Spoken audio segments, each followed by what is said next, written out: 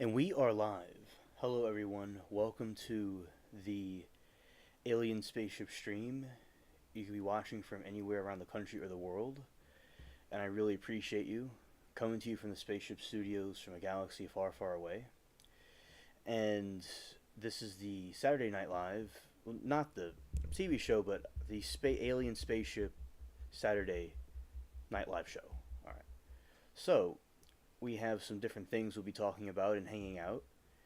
And what I'm going to be doing is switching over to the other screen so people can see me. Alright, going to see if this works. And it works. Okay, good. I'm going to put this window down here.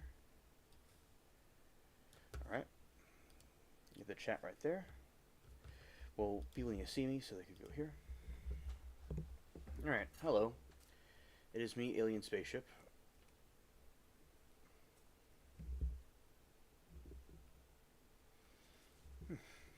Alright, hello, it's me, Alien Spaceship. I hope everybody's been having a good weekend. I meant to come here a bit earlier, but it got a little bit delayed, but here we are. So, now what we'll be doing is I'm going to be playing the game for a little bit while I talk about different things, and then we will go into the different articles and stuff we research. Alright. So, hello, Shelly and Anna. It's great to see you both. Hello. Alright. And now I'm about to go here. We're going to do this game for a little bit, see how that goes. Well, that's the wrong area. Okay, go here. Alright.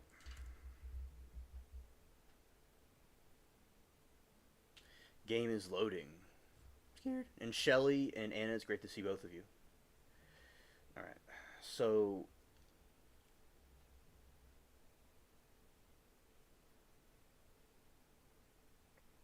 we have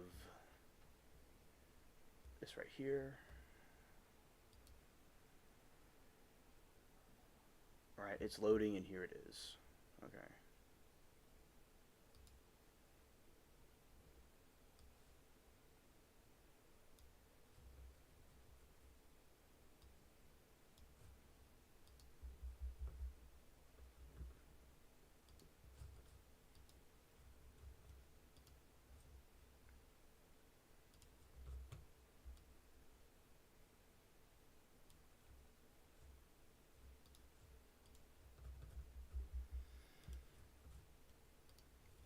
Alright, so here's the game. Here we go.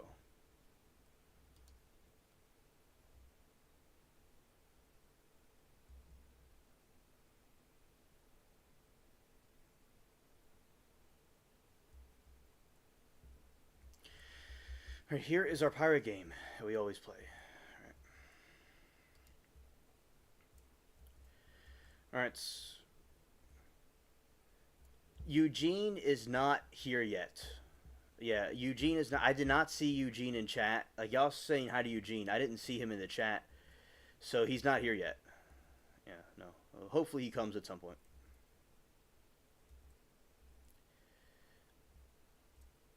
Alright, so basically we'll be talking about the Moki did send me a cool link that share with Zero. Even if Zero doesn't come here tonight, I'll show it to him at some point, but we have some stuff to talk about.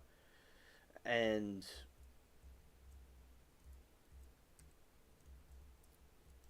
then what we will do is we're going to probably repair the ship because it looks like it's no, it's not my ship, it's the other ship. Yeah, that one is on fire right now. Mine's fully repaired. Yeah, so this is a ship that's on fire that's next to mine. Scared.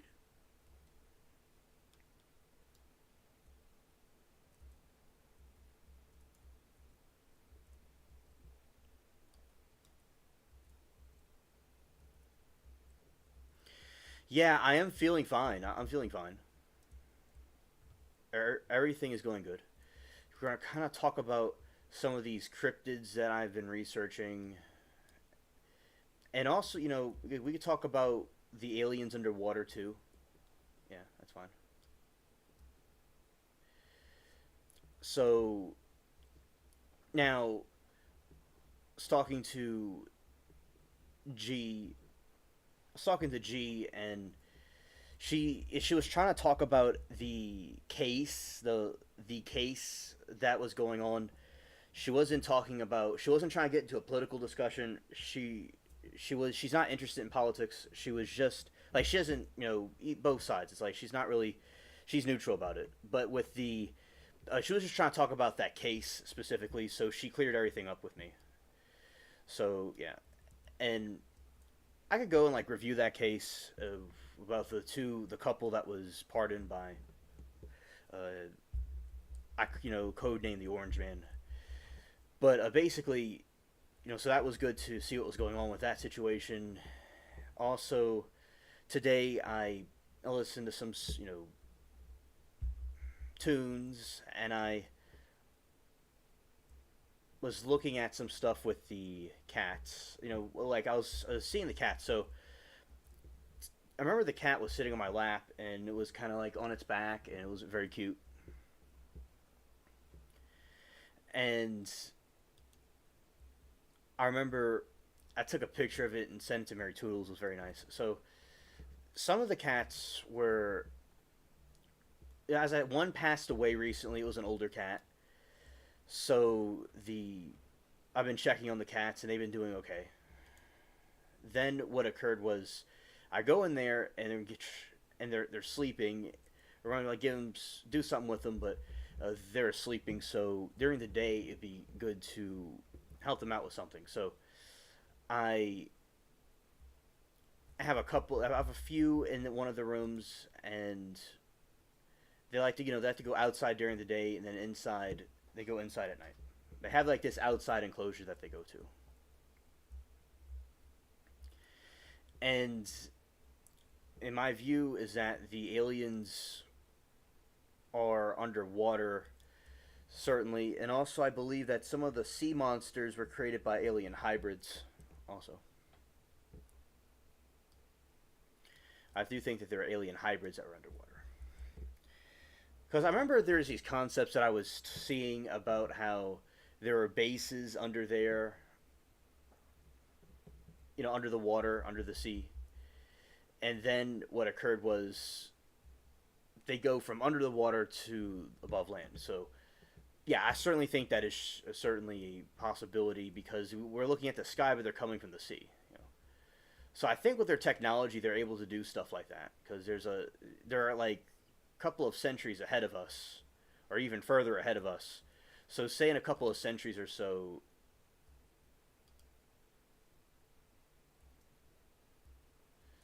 and that is something interesting about the aliens, that they're able to, they have technology that we're not possessing at the moment. People do makeup. When people go on TV, fake tan isn't good and turns everybody orange. Yeah. Oh yeah, yeah. I like, see, with me now, I look very, which I am very fair complected, but oh, they took me down because they hit me with a fireball that usually takes a ship down. Oh well. So we're gonna have to go out with the other ship and sink it. But anyway, so yeah, I do in the sun. I look more tanned looking, and in here I look more fair complected because of the lighting. But it depends on the kind of how the lighting is. But I am fair complected naturally. Yeah, but I never got any kind of tans like that before, and I think that the more natural the better, in my opinion. But people could have whatever look they want. I'm not, telling what people to do, because it's like I don't, like, I try to focus on helping other people, and also if like giving advice about it. No, no, no. The Orange Man means Trump. That's true. That's true. It's a code name for Trump. I was just kind of going on a rant about, with me, because we're talking about people tanning, and I wouldn't do anything like that. And I don't even look orange when I have tan. I just It's just a darker skin. Like, I don't look orange. Yeah, we're talking about the Trump. It's a code name for him.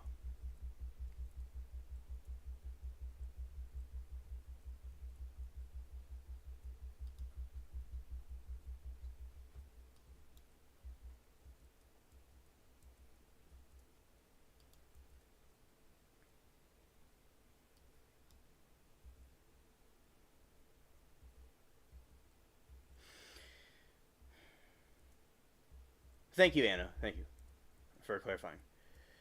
Yeah. I think that also something to be aware of is that people, I feel, with it's in politics is important to talk about. How about president? President. What do you mean about how about president? I'm not quite sure what you mean exactly. But so with the president, yeah, as I said, you clarify exactly what you mean, and I'll respond. I'll make my response about it. But I'll say what I was going to say before that might answer your question. I think that people can. It's important to talk about politics and dispute things, and also there are in our lives. Oh, hello, Stranded. Good to see you. Welcome to the chat. And basically, with the president, I think that people focus a lot on politics. Politics is very important, but I think that people can focus a little bit too much on it in the sense that they'll cause more division amongst themselves, which is fun to debate about it. But at the same time, there are people I think on both spectrums that can be good people, that could be cool people, and they are, you'd have like a Democrat person that could be like how we would think, and there could be a Republican person and might not be the best individual. So I do think that there's a tribalism sometimes that to be aware of falling away from the fact of judging people individually. Oh, hello, Liberty. Good to see you. We have some interesting stuff we'll talk about. And I respect all. We'll stop on politics here as I'm only rep exec. I think maybe Miranda. Oh, Anna, I'm also in the same boat. I agree with what you think. Also, you, me, and Miranda, and also quite a few other people here. It's just that some people are not interested in the politics as much. They may not completely understand of. They understand stuff, but they're just not interested in it because they don't think it's the most important thing to talk about. Now, if I conduct a discussion or it gets brought up, people can go if they want to. But as I said, most people here are that. Oh, hello, Tom. Good to see you, buddy.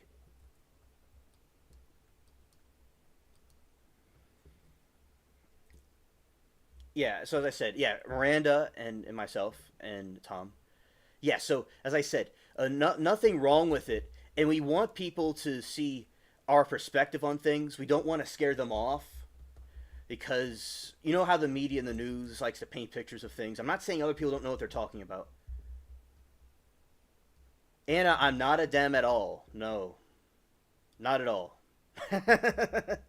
I don't know what I did for you to think that, but not at all. I'm just sometimes I am. There are people here that are different political views and religions, and I think it's fine to debate stuff. Now, if the chat doesn't want to do that, we could go to something else. That's all I'm saying. That some people are not interested in talking about it, but if we talk about it in a discussion, we can. It's not a problem. It depends on the circumstances, and if someone feels uncomfortable, they could leave. It doesn't matter. I don't care either way. But I just want to do an experiment if people from different political views and religions can get along here. But we could talk about our differences too. And if people leave, I don't care. It's fine. But no, no, not at all. No, I'm the same thing you are, Anna. Same thing. I think that the other side, in my opinion, has completely not done this country well. No.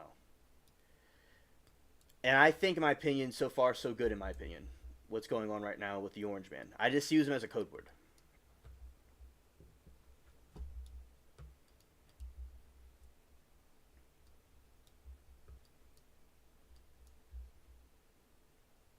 I think most people in this chat are, Anna.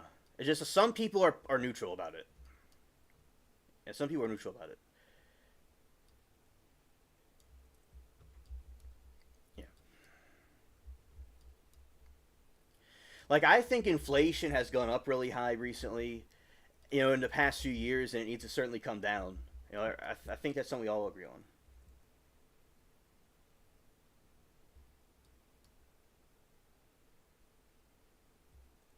It's okay, Anna.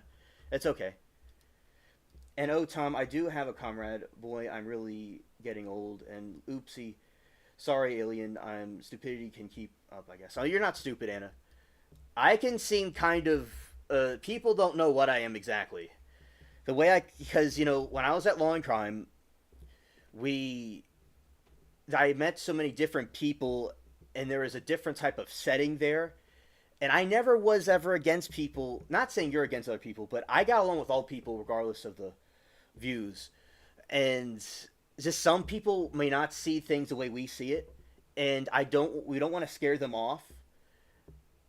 And I think that it's good to explain it over time what we think. Like, for instance, Anna, the inflation has been very high, and it's good for all prices to come down.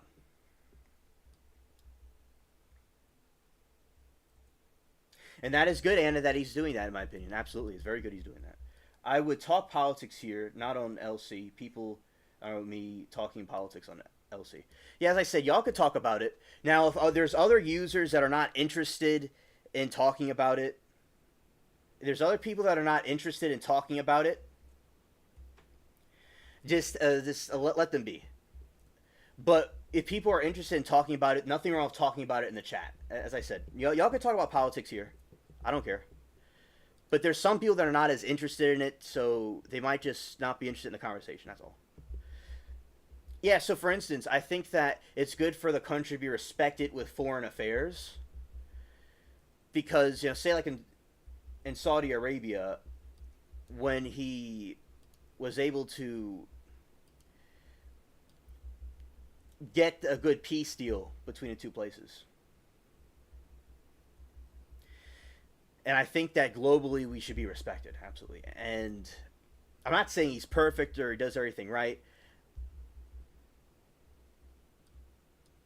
So that is what we were discussing. Oh yeah, Liberty, because the sun flare is something that could cause all of us a problem. The sun flare is another thing that Zero brought up to us is that there's going to be a sequence of sun flares hitting the planet. And it could cause problems with few people. It could cause people problems. It could cause problems with life on Earth. It could cause issues all over the place. And telecommunication signals and stuff like that. And you just watched a video on it. Yeah, that's good. I watched a video on it too. And we're going to be talking about that. And also the cryptids. Cryptids I've mentioned before, but we'll get into more detail about them. And as I said, this stream is an experimental. It's an experimental thing. So I like how I have a bunch of different people of different views. Because if you have a diverse group of people that have different ideas and that can contribute to the topic, I think is good to see.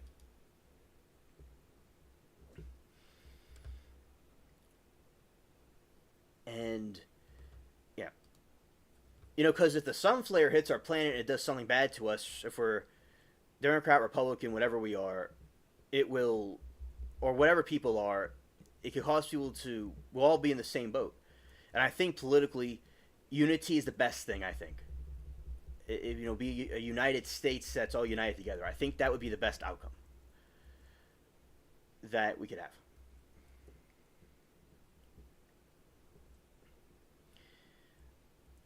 Also, we're going to go over that New York house again.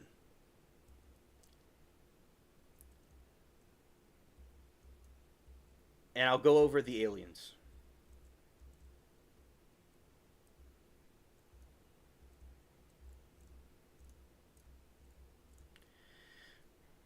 Yes, I thought everyone was a Dem. I like Aliens program and really don't come for politics, but I'm happy to have mine a company. Yeah, to be clear, my religion is Christianity.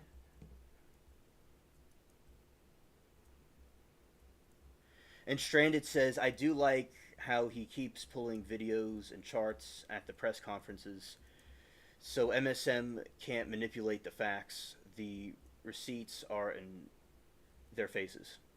Stranded, thank you for your perspective on that. Thank you for mentioning that. Thank you.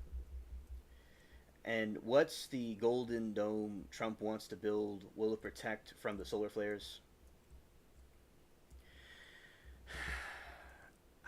That's a good question. I don't know if it protects us from the solar flares. I think it's from if we got hit by a nuclear weapon. But I'm not quite exactly sure. Oh, hello, Abby. Won't be chatting much. Wanted to pop in and say, Alien, I hope you have a great stream and great night. And good to see you guys, and I hope you have a great night. You too, Abby. God bless you. And I'm politically open to different views, and I could be wrong. But yes, I'm on the same. I don't see like either side, but I am on the side leaning more. I'm on the side of where Anna and Tom are. Yeah, but a lot of people here are like that. Yeah. But there are people that are not. Also.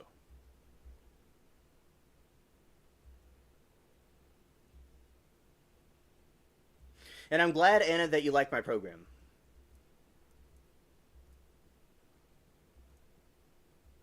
Thank you.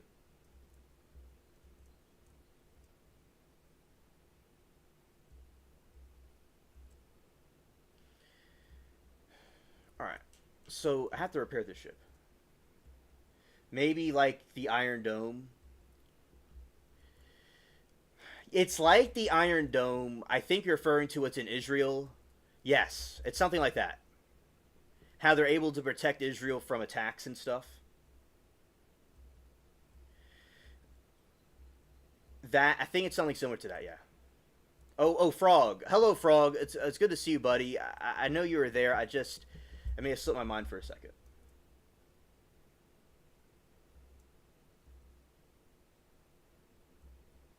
Oh, Tom. Okay, understood. Understood. Scared.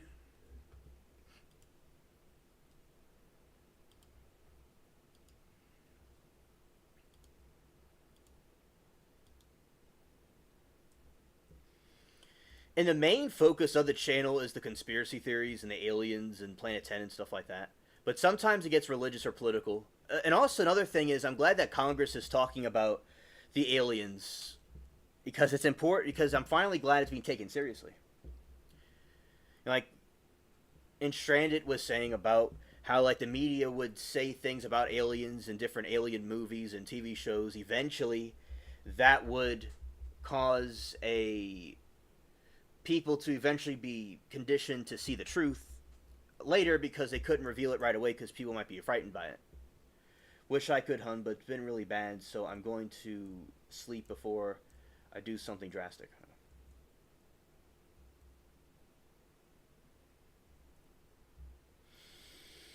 Liberty says, I was wondering for whatever reason why were the firstborn deleted in the Bible story, and how do they know it was a firstborn?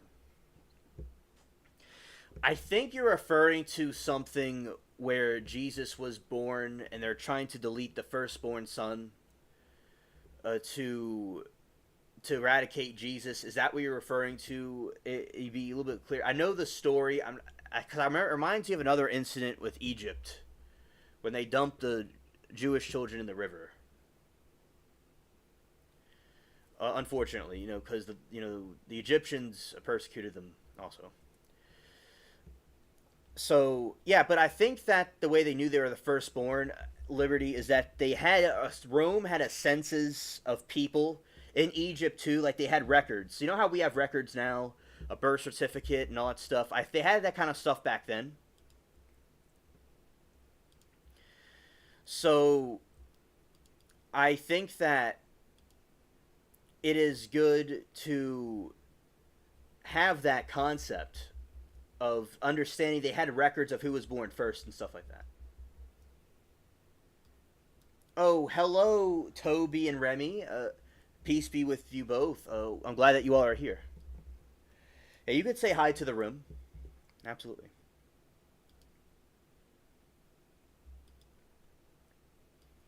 Scared.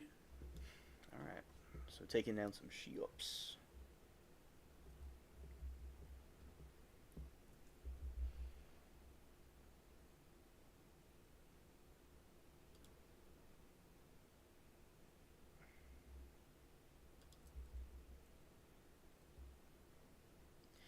Yeah, so another thing is that so it has to do with the records that they had. Now it's possible, Liberty, that they may have deleted the not the eldest born by mistake.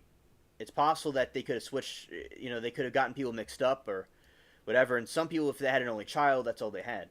Now it's possible they could have hid the children. They may have not have known for sure. That's a good point. That's another good point.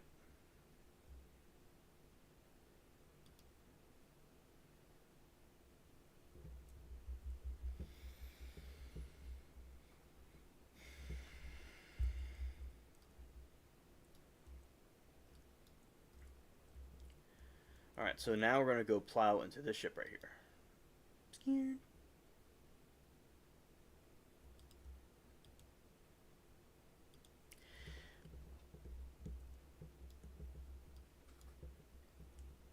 And the dangers of the solar flares, and it's like with Diddy, there's nothing with Diddy going on, but we're going to have a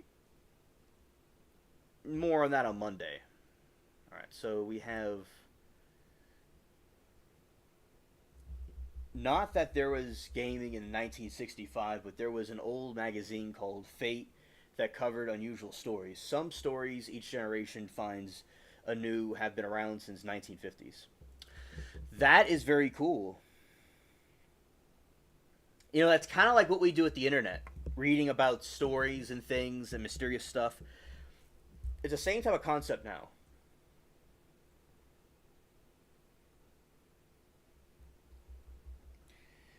And Liberty says, looks like it was Egypt and included firstborn livestock. Yeah, I know about farming, and as I said, Egypt had records of the ancient Israelites. They had records of who the firstborn was. As I said, they could have switched out people and stuff like that. I remember when I was I'm not Jewish, but I went to a Jewish summer camp because it's famous in my city, and they showed the movie about what the Egyptians did to them, like a cartoon about it. So that is something that we were. That's why I thought it was Egypt. So they had a record of the kids because they had birth certificates, probably, or something like that. But maybe they didn't always know, or they probably hid kids or something. I don't know. It'd be a good question. I guess if there's a baby in the house, it's the firstborn. And also livestock, yeah, young livestock as well. It's, a little baby livestock could be easy to tell. And then Toby says, on second, third thought, I'm convinced there's something in your cheese. Eat orange cheese and dismember out here like you do there. And let's see. Okay, I just came from Courtroom Insider. Jury selection begins again. Daybell, if Lori finished with her temper tantrum. She had a temper tantrum again. She's just bored. She has nothing better to do. Absolutely nothing better to do.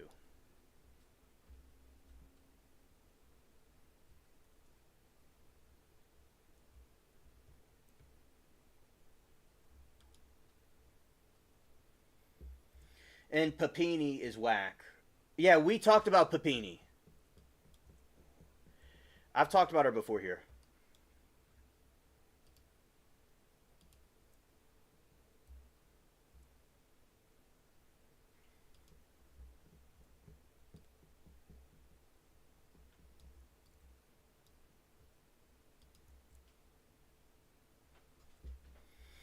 So he says, I remember talking with friends back in the early 90s about how psychotic Wisconsin murders are. That is important that the horrific aspects of our murders. Absolutely, absolutely.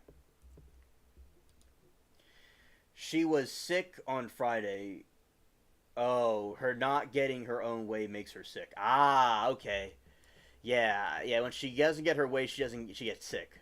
Scared. Yeah, I get it. She likes to get sick. That's something she likes to do because she doesn't get her way. Complete cringe.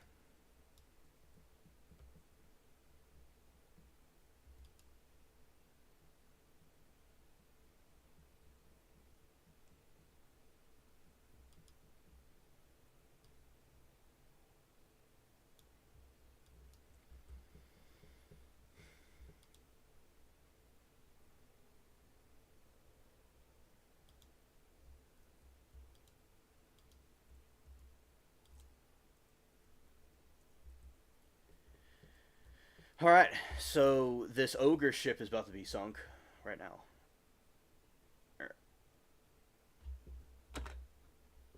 and also be getting into the topics that we talk about.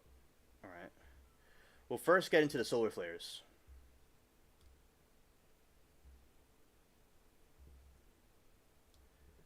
All right, so you're going to go to Bridgewater Island. Poor Brandon. Sherry Papini's whack, yeah. Yeah, I agree. I agree, Remy.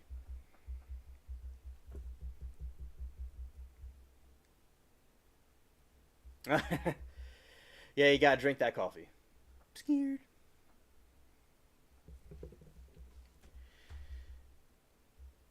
And I like learning about the new cryptids, like the skunk ape and the mysterious helper. That was pretty cool to learn about.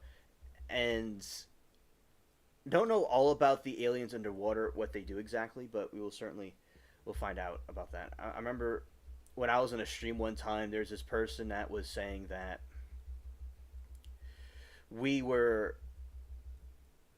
this person on the stream one time. We're talking about it. He saw an orb. He was in the mountains of California, and he saw this orb passing by. And yeah, it was something else.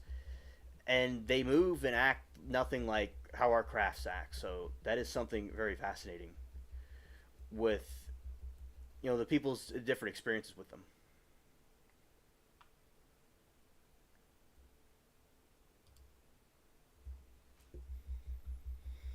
Toby says around the time Dahmer y'all learned into your history, Geen was big in the 70s because of Texas Chainsaw Massacre. That movie started a trend.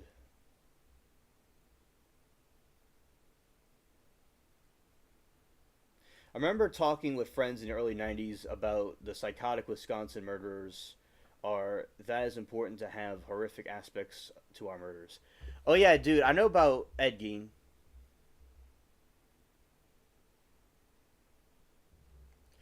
Yeah, he is the pioneer of crazy. That is true. Yeah, Ed Gein was the inspiration for a Texas Chainsaw Massacre, and if your discretion is advised, I'm about to say. So Ed Gein, would he deleted some people,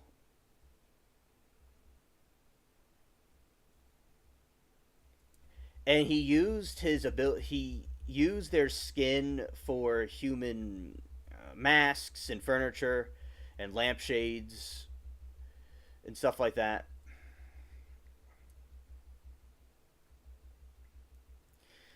That is what he did, in layman's terms. Geen was the 50s era. Yeah, that's true. I remember I saw parts of the movie about him, and he had a shrunken head. And the two boys were like, dude, why do you have shrunken heads? And he said he got it from the war. And the dude was like, the actor was very good, just very chill and is unreactive emotionally to things. It was quite, it was quite unsettling. Yeah. So basically, then the Texas Chainsaw Massacre. I wondered why they made it the Texas Chainsaw Massacre because and not the Wisconsin Chainsaw Massacre, but it is what it is.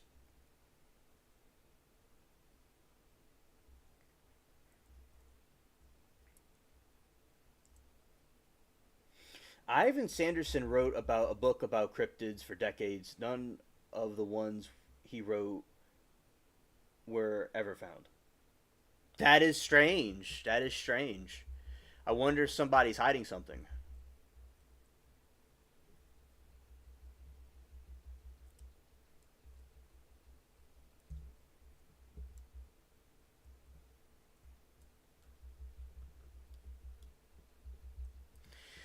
And I like to see the missing texts. That would be very interesting to see.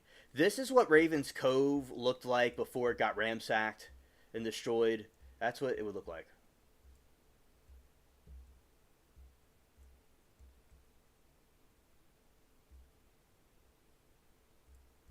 Oh yeah, because the 70s are able to do that. Yeah.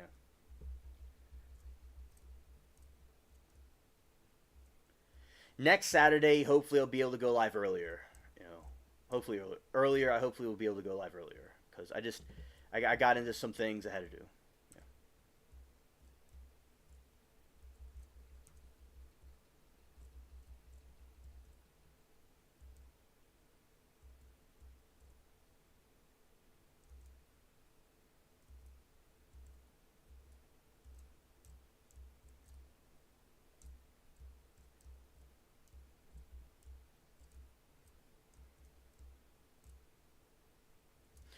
All right, so this is the other sections. Okay, so this is an entire virtual world with all these birds. These birds. All right. Now what we're about to do is we're about to get into the other part with the solar flares. All right, here we go.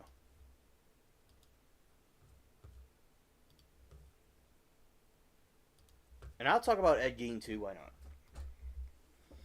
So let's go down our list of things we go down.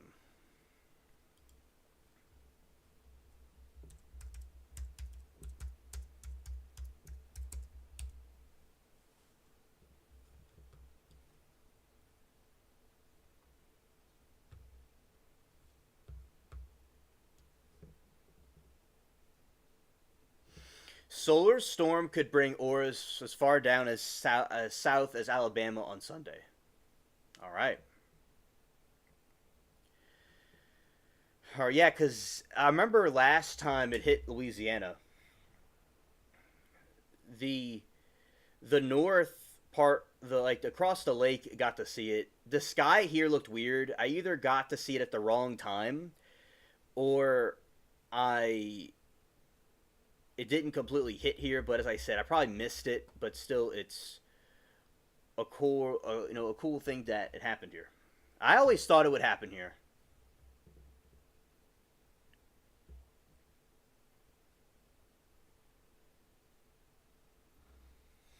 In New Orleans, there is an axe murderer many centuries ago.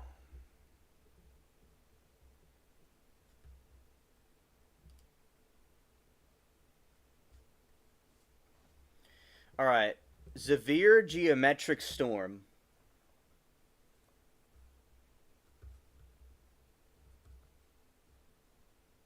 Okay, Anna, thank you.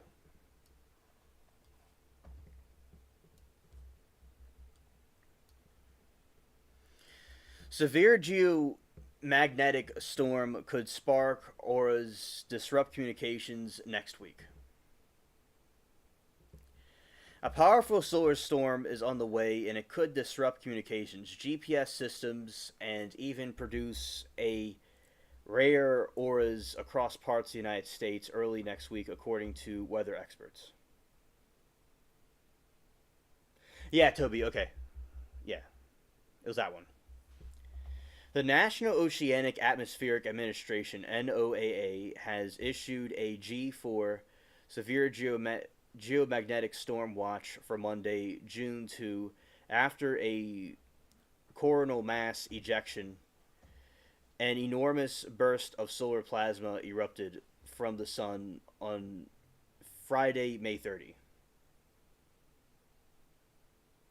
Hopefully, no power outages. It's hot here. Yeah, hopefully there's no power outages. Scared.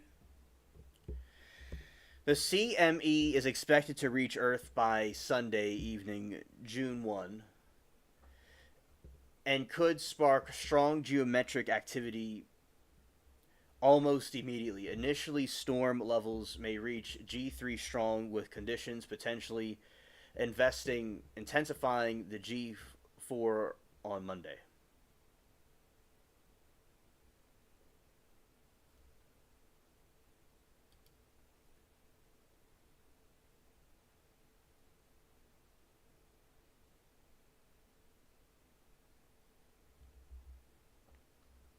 Oh, hey, buddy DJ, good to see you. Hello, Dirt of LA. Welcome to the chat. Although the forecast indicates strong potential for disruption, officials note that the exact timing and intensity of the storm are still uncertain. Much of the impact will depend on CME's magnetic orientation, that will only be known once it reaches the solar wind observatories, located about 1 million miles from Earth. Yeah, hey, Durid. They increased for G4 for tomorrow, I heard. Okay, thank you for the feedback, Liberty.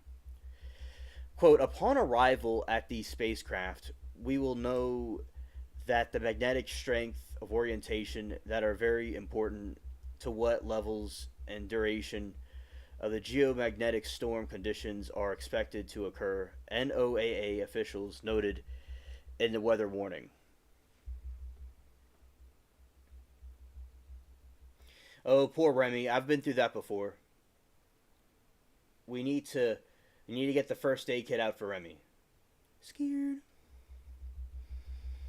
What does this mean for Earthlings? Skywatchers.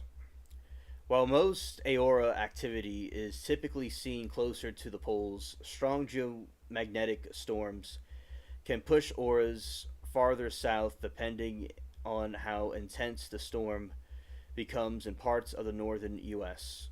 May be treated to rare views of the northern lights.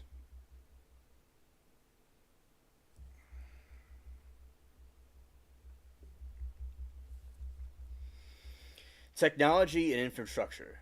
A G4 level storm could lead to GPS errors, radio signal disruptions, and even voltage irregularities and power grids, though these impacts are less likely at lower altitudes. Air travel, high frequency radio communications used in some transoceanic lights, not oceanic lights, but it looks like it's flights and navigation systems, may be affected. Airlines and space agencies are monitoring the situation closely. The storm is expected to taper off by Tuesday, June 3, with lingering G1 to G2 minor to moderate conditions possible.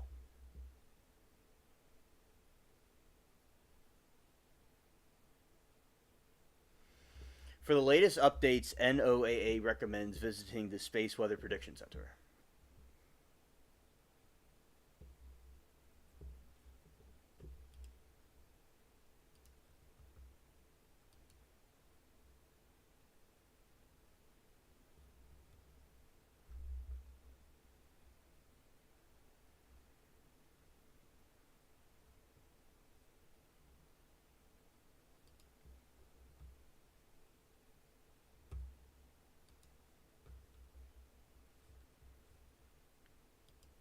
All right.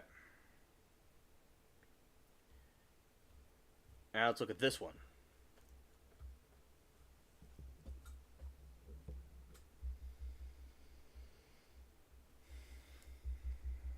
AR alert. Severe geometric storm could spark northern lights as far south as Alabama and northern California tonight.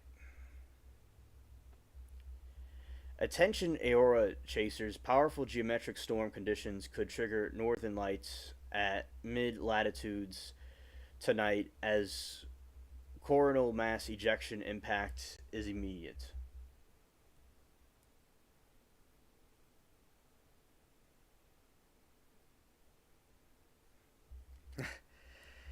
Toby says live streaming, live stream, live auras for those of us who live in cities underground, turn our ceilings into LED displaying of night skies. Exactly, Toby. Very good idea.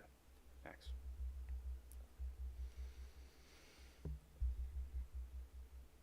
Oh, you never seen Northern Lights?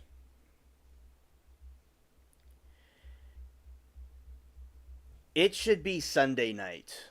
But we're going to find out from this article when it's going to be, but they said it's by June 1. It's not here just yet.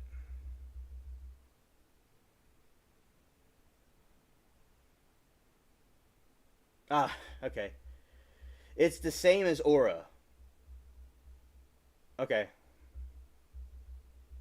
Okay, yeah, because I say aura all the time. Thanks, Toby.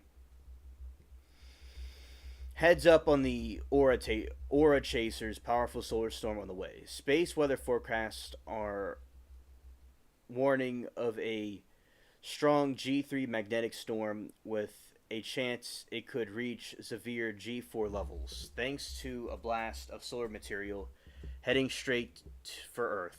That could mean vibration, northern lights, you illuminating the night sky as far south as Oregon, Illinois, and potentially even deeper into the mid latitudes like Alabama and Northern California tonight. The incoming corneal mass ejection, vast plume of solar material erupted from the sun early hours of May 31. It is currently hurtling towards our us at an astonishing speed.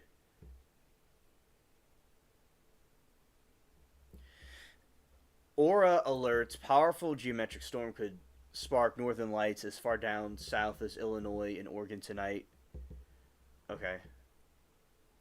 Aura alert: incoming solar storm could spark northern lights as far down south as New York tonight.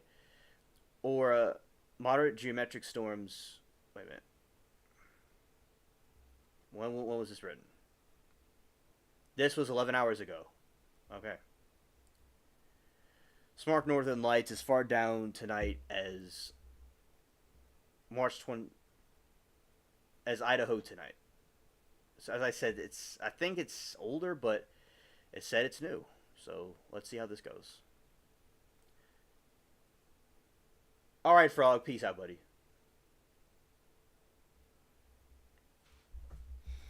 Our sun finally aims for Earth. Space weather physicist Timothy Scove wrote in a post on X, but identifying exact time when CME will hit the difficult as slower storm in front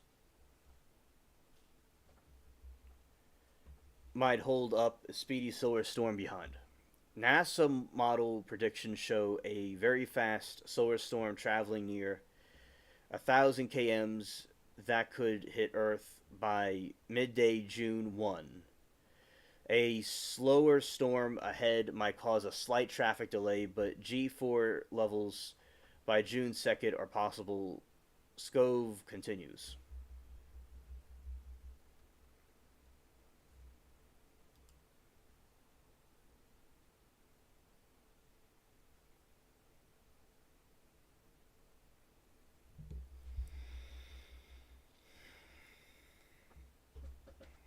Our sun finally aims straight for Earth. NASA model predictions show a very fast solar storm traveling near 1,000 kms that could hit Earth by midday June 1. A slower storm ahead might cause a slight traffic delay, but G4 levels by June 2nd are possible. This means Aora may be. Let's see what's more they're saying. Oh, let's go to X. Alright. Our sun finally aims straight for Earth. NASA model predictions show very fast solar storm traveling near 1,000 kms that can hit Earth by midday June 1. A slower storm ahead might cause a slight traffic delay, but G4 levels by June 2 are possible. This means aura might be visible deep into mid latitudes.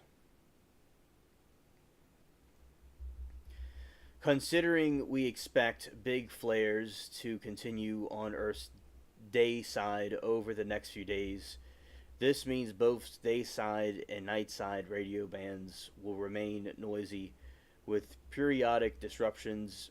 Amateur radio operators, GPS, GNSS user like precisely farmers, aircraft, and UV pilots should plan accordingly.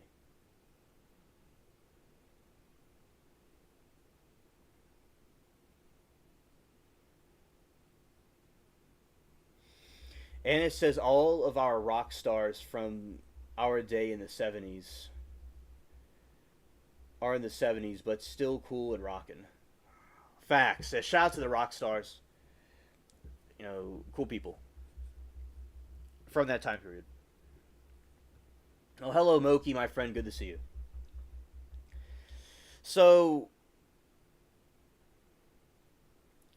what we are talking about is we're talking about the solar flares and a couple cryptids and things. And Zero has not come in here yet to that, as far as I know, so I've not shown the other article yet.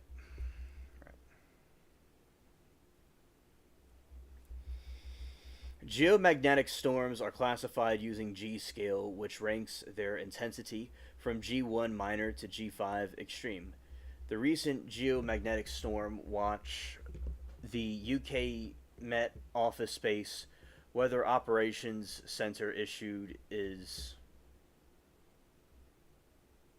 Yeah, Moki, I know you're anxious to do that. Which is rated G4, indicating severe storm conditions. NOAA's Space Weather Prediction Center has also issued a G4 level storm watch with the prediction that G4 level could be reached on June 2, which with strong G2 conditions still possible in June 3.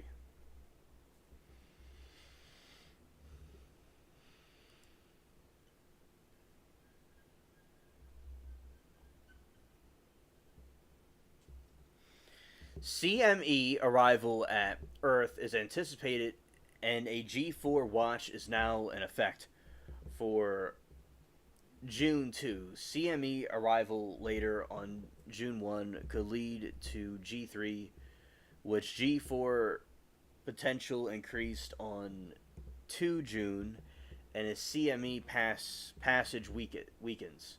The G1, G2 possible on 3 June. Follow at this certain link. Oh, Moki, thank you.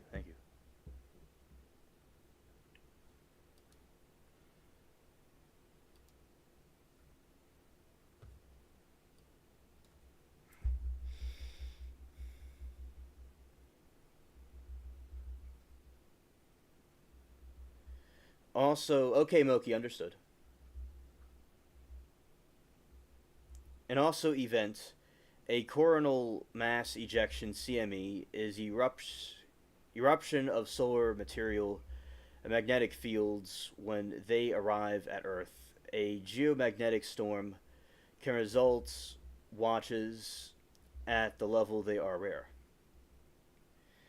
Okay, Toby said, it took me a while to figure out what you were saying. Aura. Like the princess in Disney Sleeping Beauty or the Aurora Borealis. Aurora. Okay, thank you. A CME is anticipated to arrive and impact Earth with the potential for elevated geomagnetic responses and dependent upon the orientation of the embedded magnetic field potential exists for strong storm levels.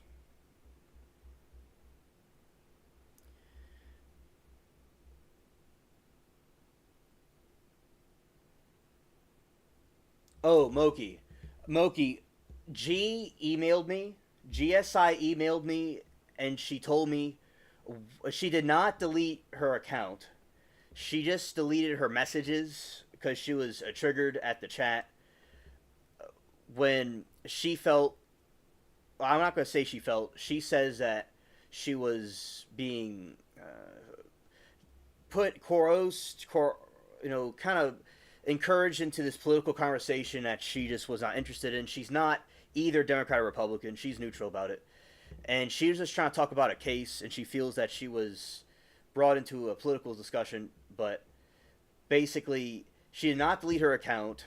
She is still here, not here necessarily right now, but she's still on the spaceship, and she was just telling me what she felt, and she was just trying to talk about the case between the couple that got pardoned by Orange Man. That's all. She's fine. She's doing all right now.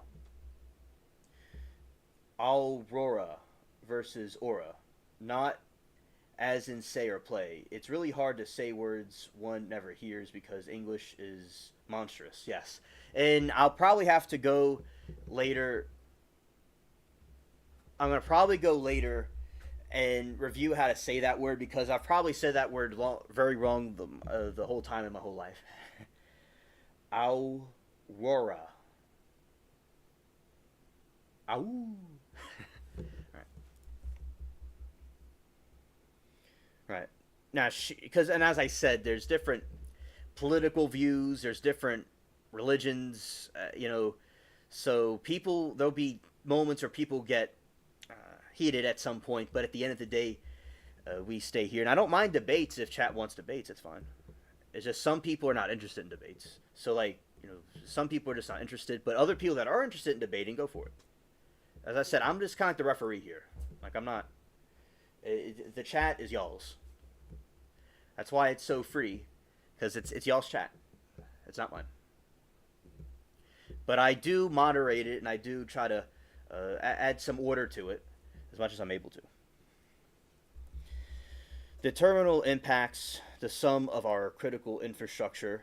Technology are possible, but magnation is possible.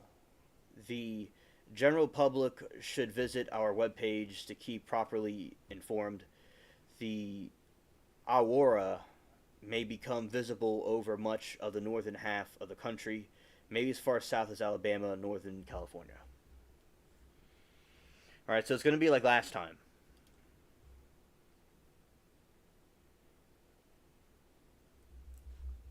What is CME?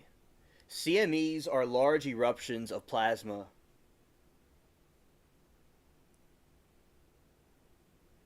Yeah, right on, Moki. I'm glad you understand.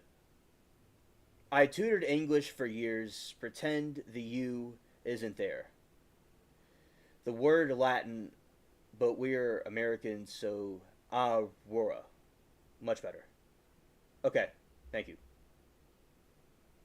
And Toby, have patience with me. With this, as I said, it may take a little bit, but I thank you for your patience because it may take a moment. All right.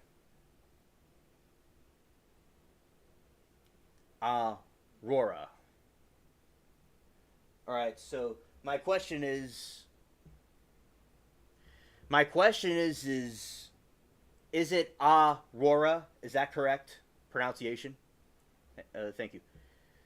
Yeah, debating can make people uncomfortable, especially with politics, absolutely. And I was doing an experiment with the channel as I wanted to bring all the people from different politics and religions together in one place to explore diverse ideas about aliens and other things that are going on in the world. That's something that I wanted to do, and so far it's been working very well. And although there's been heated moments, it's been working so far because that's the most important thing to me is the chat staying together. That's the most important thing to me. That's what I want the most. CMEs are large eruptions of plasma and magnetic field from the sun. When they collide Earth's magnetic field, they can cause geomagnetic storms that trigger auroras, sometimes visible much farther south than the usual. With events aurora may be visible deep into the mid latitudes, making it much watch for the Northern Lights enthusiasts. I know you want to grow your channel, so we'll get this yet perfect. Accent on the middle syllable, a roar. Oh, okay. Okay, Toby, thank you.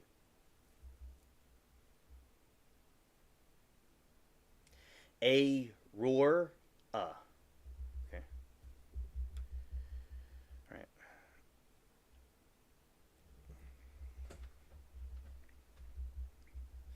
Toby, I literally pray every night the division decreases. Yes, I also, amen, Moki, because the division, I don't like the division. I like the people get along as much as possible to try to be more united.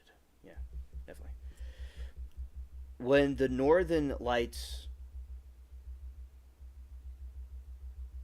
the currency predictions show the CME to impact the Earth to early hours of June 1. So make sure to keep your eyes in the skies as soon as it gets dark tonight for the best chances to see the northern lights. Head to dark location with good visible northern horizon. Those camera batteries charge and those Aura alerts switched on. And also, Toby, you don't have to believe in prayer, but maybe people like at least can have some positive vibes about the situation. As you like to say, sending positive vibes. Yeah. But I'm glad that you can understand our yearning for peace. The timing of the CME impacts can vary, so it's important to stay updated on the space weather alerts. Provide real time. Going back to long A. As play or say. Is short like A. Like applause. Okay. Okay. Aurora. Did I get it that time? Like Aura. I'll get this. I get this. Okay. So is short for A. Okay. Applause. Aurora. So maybe it's Aurora. And the H is silent. Is that it? Okay. Those camera batteries charged, timing the CME impacts can vary. It's important to stay updated on space weather alerts that provide real time forecasts based on the location. Great options for my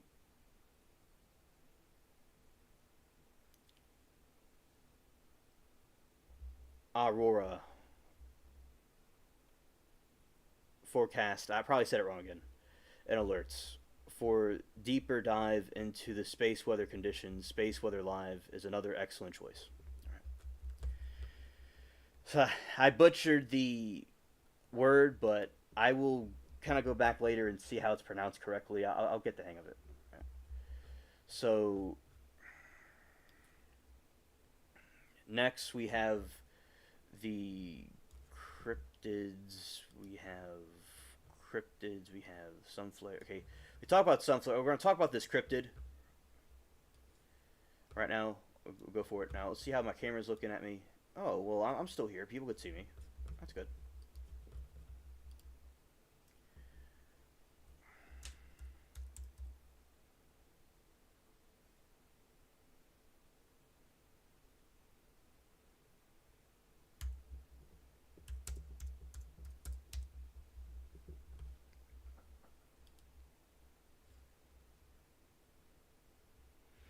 All right, now we're going to talk about the skunk ape.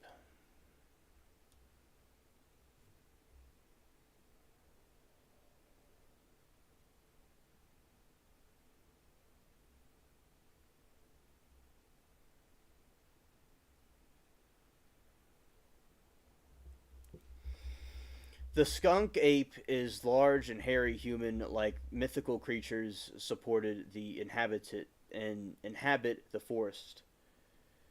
The forests and swamps of southeastern United States, most notably in Florida. It is often compared to Synonymous with or called the cousin of Bigfoot, prominent subject within Northern American pop culture.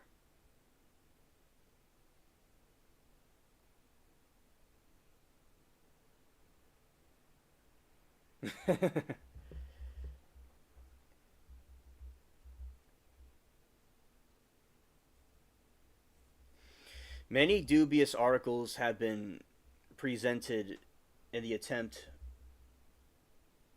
Yeah, Chewbacca. Many dubious articles have been presented in attempt to provide the skunk ape's existence, including anecdotal sightings, disputed photographs, audio, video recordings, and casts of large footprints. The majority of mainstream scientists have historically discounted the existence of the skunk ape, considered to be the rest of the combination of folklore, misidentification, and a hoax rather than a living animal. The skunk ape has entered the popular culture in southern United States, especially in Florida. Oh, okay, Moki, thank you. Scared.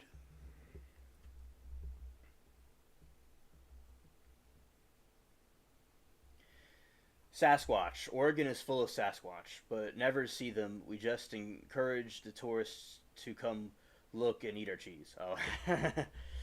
Well, maybe with my flying saucer, I could try to pinpoint where one is.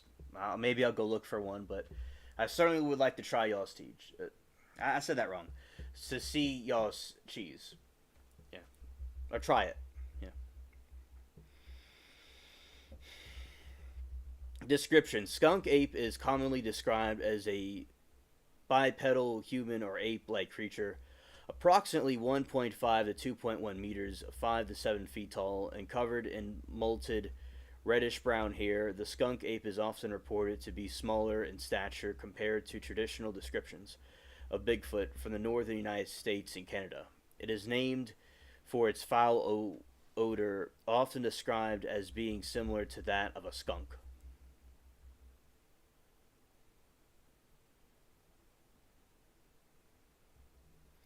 Toby says, bring your flying saucer to Amityville, Oregon for the Saucer Festival. Okay, I sure will do that. All right.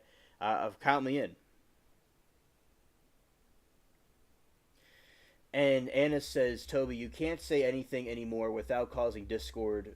Freedom of speech in the U.S. is in jeopardy.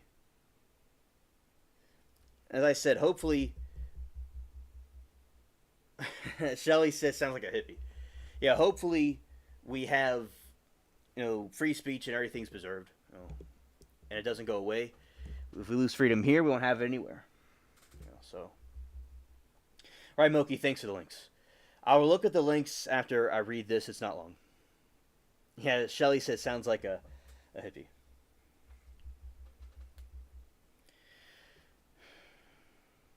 I think I read this, but I'm going to read it again. Contemporary descriptions of skunk ape in Florida, Georgia, Alabama folklore having occurred since European settlers first occupied the region. In 1818, local newspapers reported the story with now Apalachicola, Florida, that spoke of a man-sized monkey raiding food stores and stalking fishermen along the shore. Cryptozoologists have made unsustained claims in Seminole and Miccosukee culture includes stories of foul-smelling, physically powerful and secretive creature called the Esti Kaki, a name which roughly translates to furry, the tall man, hairy giant. Yeah, the hippies were peaceful. That was good that they were peaceful. And also the music was pretty cool. So Steve Jobs was one, and I think he's a cool people.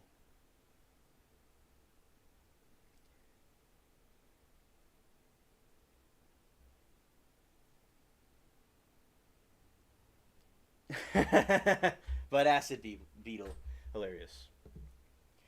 Yeah, I'm not.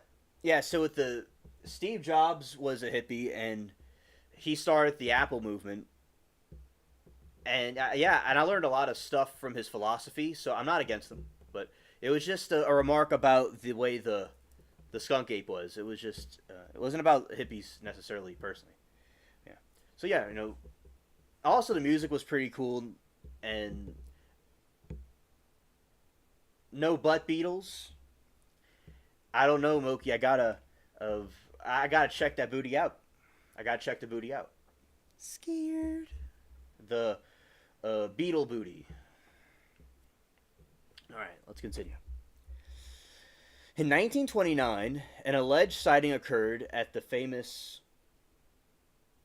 and then recently constructed Perky Bat Tower, and the Florida Keys witnesses reported that the unknown ape-like creature was drawn to construction site after inspecting the bat tower shortly after.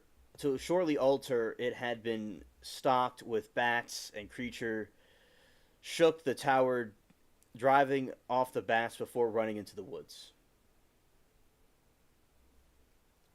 Scared.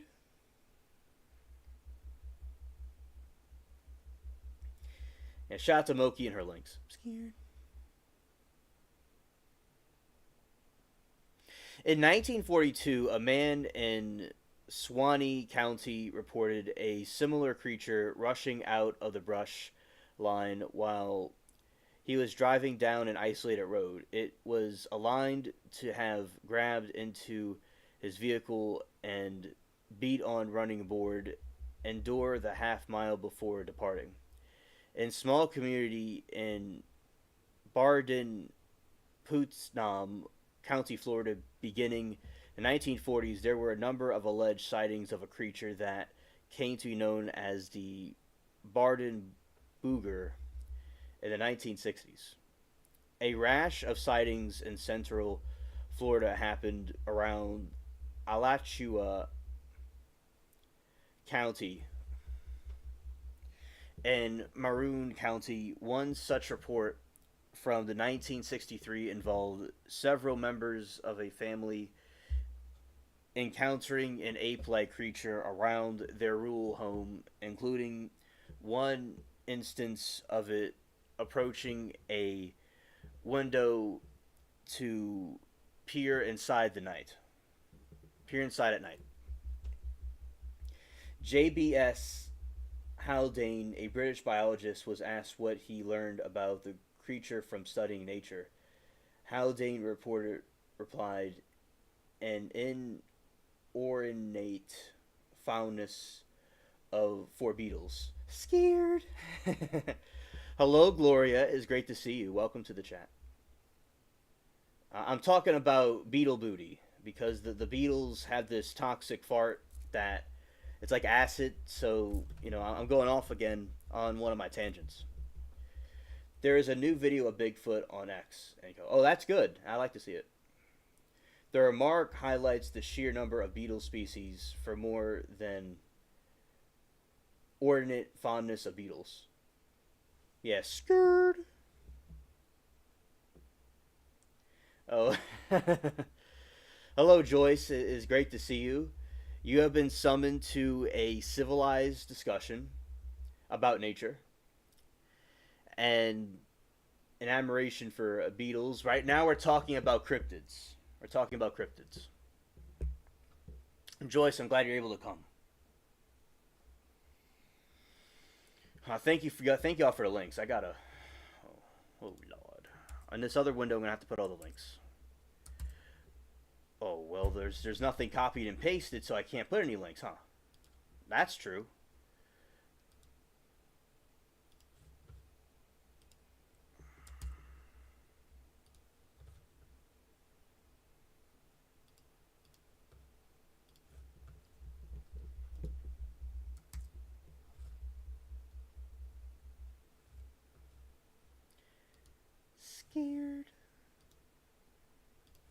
Scared.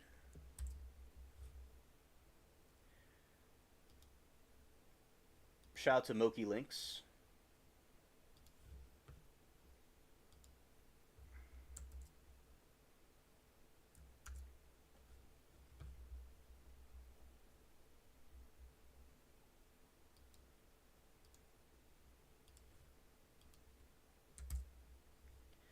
All right. Saving all the links. Okay. Now we're in business.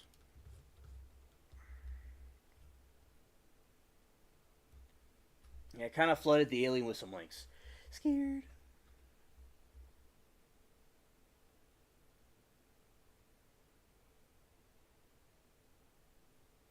I honestly don't want to think about what comes out of Critter's rear ends. My dog is having serious trouble today. Oh, yeah, yeah, yeah. Shout out to the animals. Shout out to the animals. In 1929, an alleged sighting occurred with a famous and then recently constructed perky bat. So this is called the skunk ape. It's something from Florida, and it's Bigfoot's cousin, allegedly. And it's a little. Well, you know what? People can see it better if I show them the screen, right? Would that be true? If I show people the screen, they could see it better. It's a food for thought, right? Here we go. Going here, and then. All right, there's a skunk ape. A Liberty. I saved it. Thank you. I'll take this from the top. All right. The skunk ape is a large, hairy human-like mythical creature purported to inhabit the forest and swamps in the southeastern United States. Most notably in Florida, it is often compared to the synonymous with, or called the cousin of Bigfoot, a prominent subject within North American popular culture. Joyce, that is fantastic. That is fantastic. Good for you. Thank you for stopping by. Speaking of cryptids, there's a great article on the Chupacabra in the latest Skeptical Inquirer. I'll see if I can find it. That's King Kong. Oh, okay. Yeah, yeah, definitely. Yeah, that thing is King Kong. And also, thank you for telling us about that cryptid, Toby.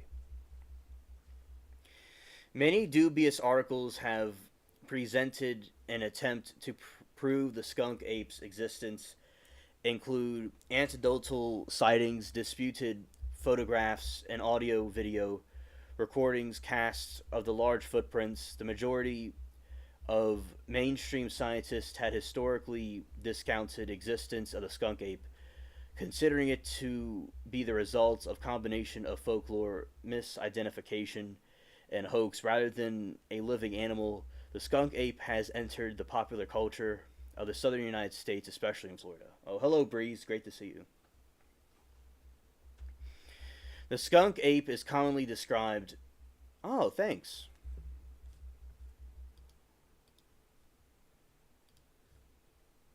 All right, we'll check it out. The skunk ape is commonly described as a bipedal human or ape-like creature, approximately 1.5 to 2.1, 5 to 7 feet tall, covered in molted reddish-brown hair. The skunk ape is often reported to be smaller in stature compared to the traditional descriptions of Bigfoot. From northern United States and Canada, it is named of a foul odor, often described as being similar to that of a skunk.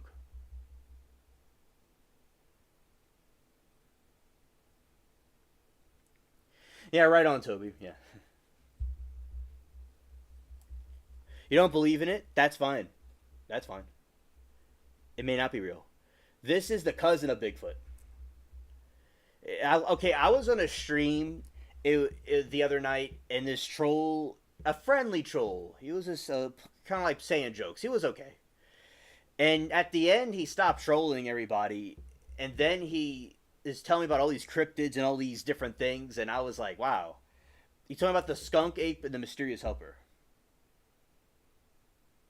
Oh, yeah, I don't know where Cecil is. He should be here at some point if he's not busy with something.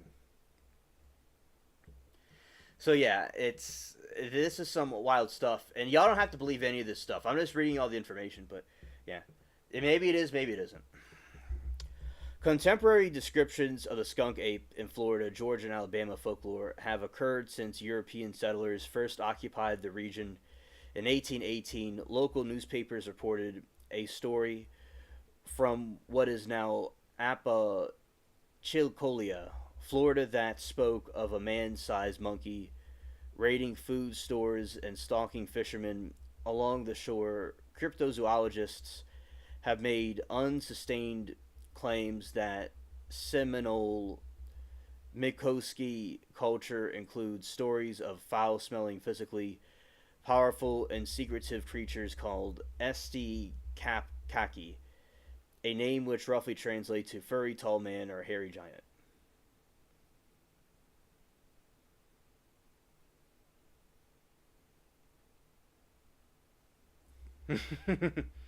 Hilarious chat.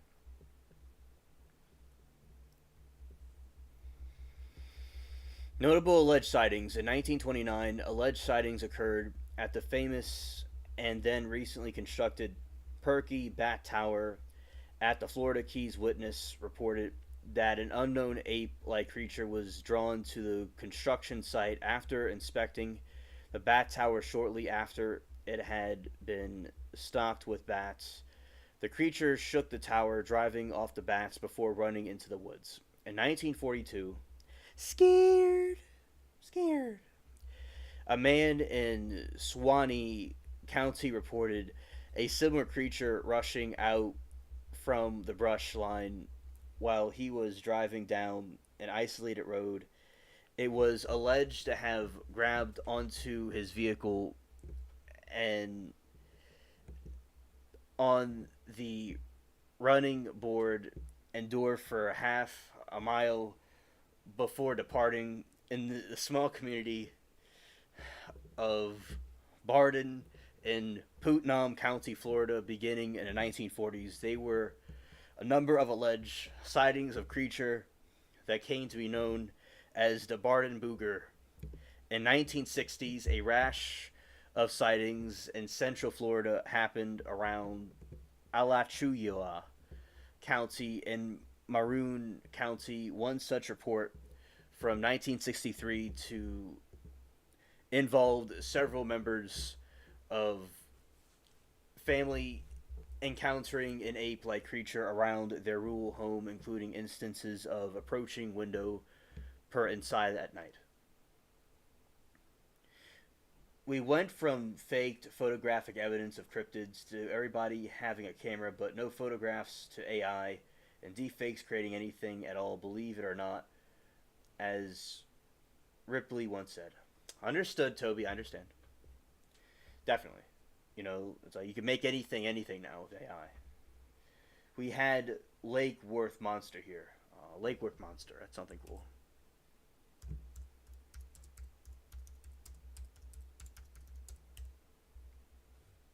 Ah, okay.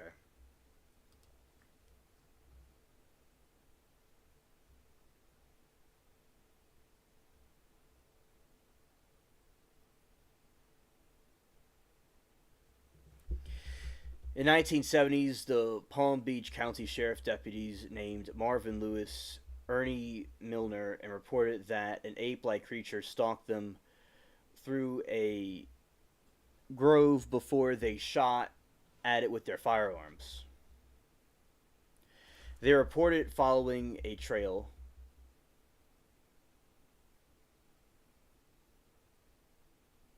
Understood, Joyce. Thank you. Thank you. Absolutely.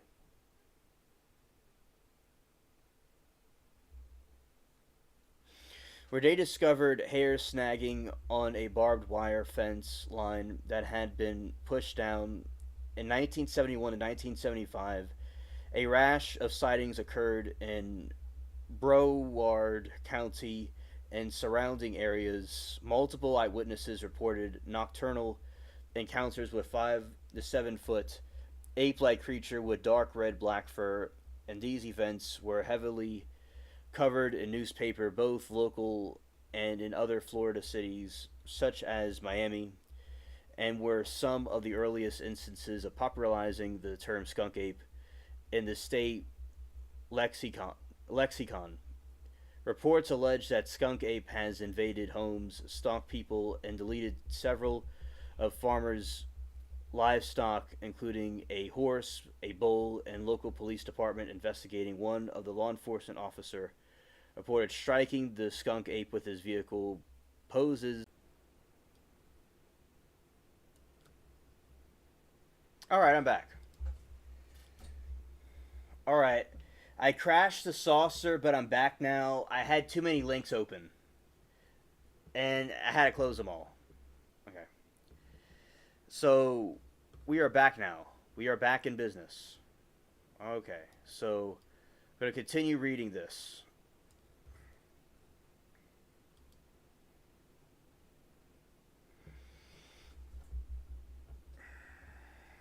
In 1970s, two Palm Beach County Sheriff's deputies named Marvin Lewis and Ernie Milner reported that an ape-like creature stalked them through a grove before they shot it with their firearm. They reported following a trail of footprints where they recovered hair snags. Oh, thank you, Breeze. I'm glad that I can use your spaceship. Thank you. Thank you. Footprints were recovered and hair snags on the barbed wire fence that had been pushed down. In 1971 to 1975, a rash of sightings occurred in Broward County and surrounding areas. Multi eyewitnesses reported nocturnal encounters with 5 to 7 foot ape-like creature with dark red and to black fur. These events were heavily covered in newspapers, both local and in other Florida cities such as Miami, and were some of the earliest instances popularizing the term skunk ape. In the state lexicon, reports of alleged skunk ape and Joyce, have a good evening. Thank you for coming. Had invaded homes, stalked people, and deleted several of the farmers' livestock, including horses and bulls. The local police department investigated, however, after one law enforcement officer who reported striking the skunk ape with his vehicle. Poses were formed in an effort to locate the alleged creature, but no body or evidence was found.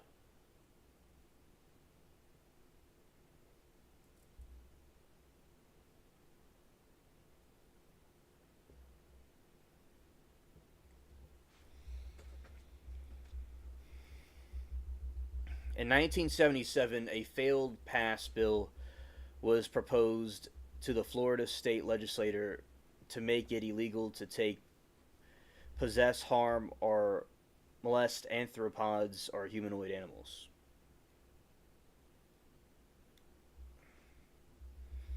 Well, that's interesting. Several Everglades wildlife tour bus operators and their guests have reported alleged sightings in July 1997, such as operator David Shelley reported wildlife bait stands laden with lima beans have been raided and noticed strange tracks surrounding them. He baited several locations with more lima beans, and multiple witnesses reported skunk ape sightings soon after. Chalet,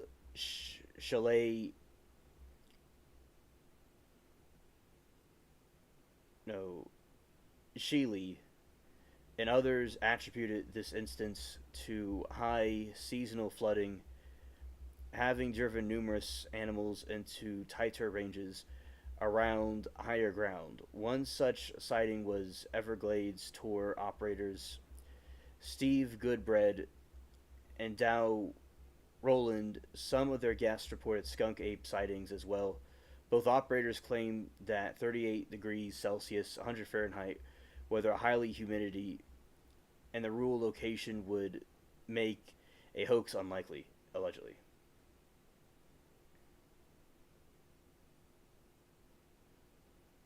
I'm definitely not going to Texas to pose as a mysterious beast unless I'm planning on becoming somebody's trophy. Yeah.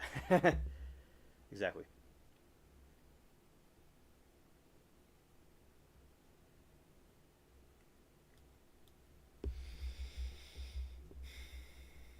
Did y'all see that Florida man that was evading the police swarm across the lake, got bit by an alligator, then tried to steal a police vehicle and then shot and deleted him? I didn't see that, but that sounds pretty epic, like a movie.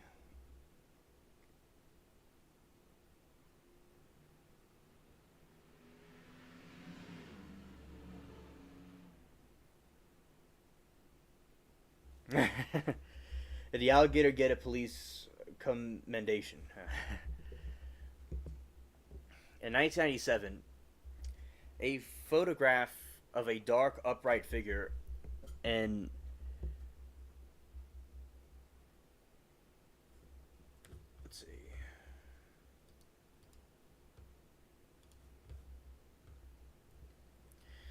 photograph of a dark, upright figure in a swamp was taken by Ope Fire Control District Chief Vince Dorer that he claims depicts a skunk ape. He reported observing the creature cross the road, stopped his car to capture a photograph.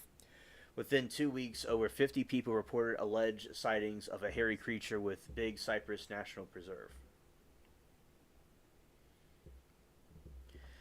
In 2000, Sarasota County Sheriff's Office received 2 anomalous photos depicting a large, hairy ape-like creature. The author of the letter claimed to be an elderly woman who reported the creature had been stealing apples from her back porch near I-75, and upon the supervising it with a camera, she was afraid it was escaped orangutan that might harm her family. The scrutinized photos, dubbed Mayaka skunk ape, remain a popularizing topic. Their authenticity remains debated. One critique highlighting the photographs of the potential hoax is a subject's resemblance to a Bigfoot statue known as Ripley's Believe It or Not Museum. However, position, expression, and posture to the creature changes in both photos, adding doubts to being a hoax.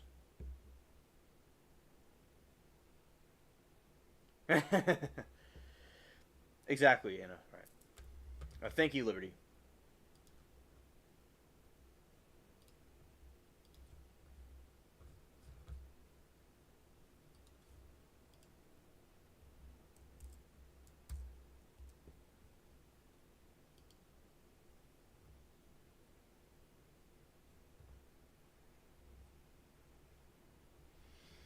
Man shot and deleted by Florida sheriff's deputies in confrontation after apparent alligator attack.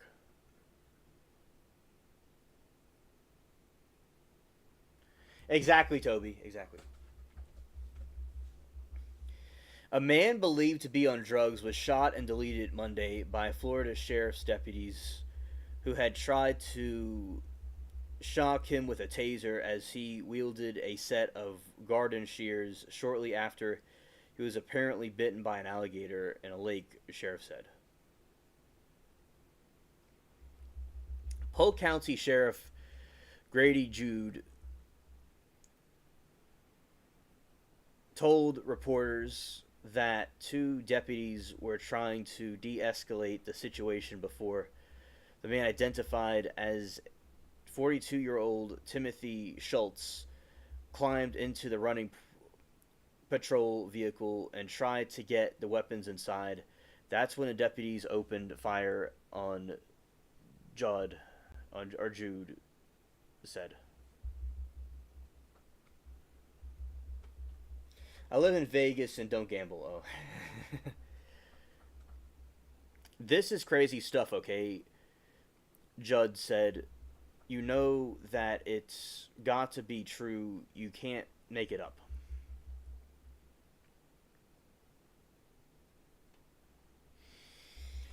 When I think of Florida, I try to think of Disney first and all the chaos afterwards. Oh. When I go to Vegas, I think of neon, not gambling. Casinos are noisy. Oh. Don't forget to hit the like button. Not to be the person, but it's alien. Thank you, Moki. I appreciate you. Schultz had a long history of drug-related arrests. Jude said he had been released before jail last Tuesday after being arrested for possession of meth, according to Polk County Sheriff's Office.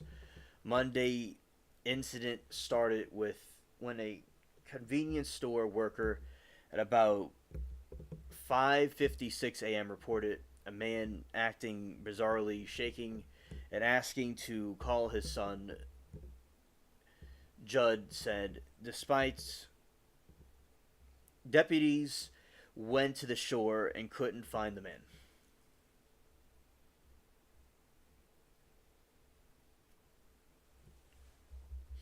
Yeah, Disney does have some stuff going on. Yep, definitely. Yeah, exactly. Liberty. Yeah. At about 7:43 a.m., people reported a man, later identified as Schultz, swimming in a lake contained multiple alligators. Judd said one witness tried to get him a life preserver, another tried to speak with him, but received a growl in response, according to the sheriff. Yeah, shout out to the crazy ones, the rebels, and the misfits of the spaceship.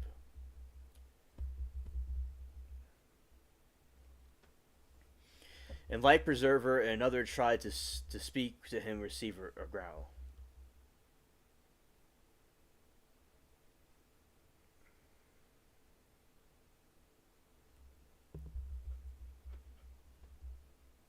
While Scholes was in the lake, he was apparently bitten by an alligator on his right arm. Judd said the fact that he was bitten by an alligator significantly still continues continue his rampage is shocking. Judd said, but if you're going on enough meth, then the person you see is not person that is attacking. When shoals emerged from the water in gated community in Lakeland east of Tampa, he picked up a seat of gardening shears that had been left outside. Judd said Schultz tried to break into a vehicle with a brick.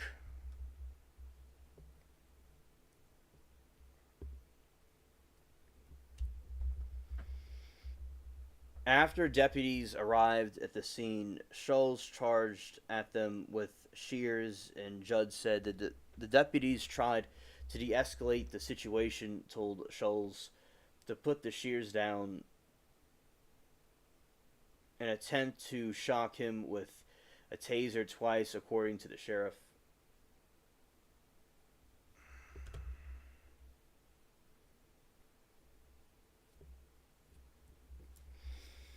They were still trying to take him peacefully into custody, Judd said. Schultz was entered, the deputies still running patrol vehicles from the passenger side, and tried to get either the rifle or the shotgun inside from their holders. Judd said that the deputies then shot Schultz multiple times. I've not been keeping up with the news as much as I used to.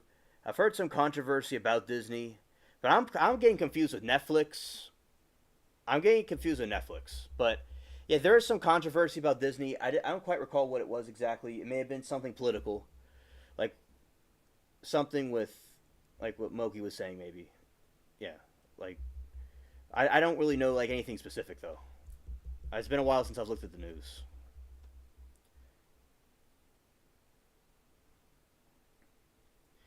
Yes, I see that. Kids don't brainwash so easily. They make a lot of movies that don't do well because they appeal to woke audiences, not most kids, but that's not evil, it's just stupid.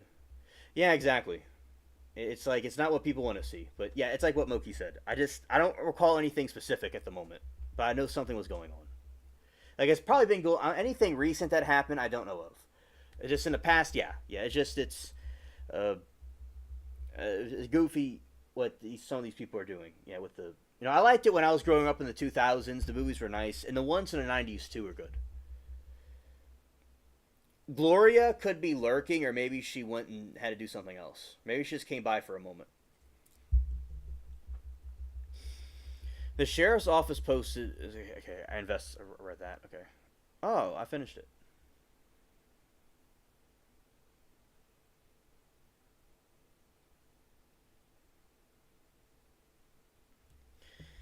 Or maybe it's not stupid, just committed. It's their way of saying we're purely capitalists. We want to promote representation, even if it isn't profitable. Yeah, yeah. I mean, it could be interpreted any different way. Yeah.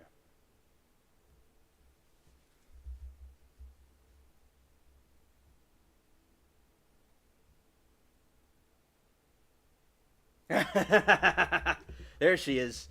She was eating a burrito. And all right, so how is your grandpa? Oh, I've not talked to my grandpa today, but he's doing good. He's doing fine. He enjoyed the stream yesterday. Yeah, she's been greedy. Timu greed.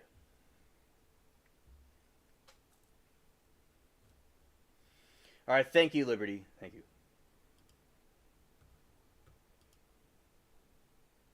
Oh, hello, Todd. Great to see you, buddy.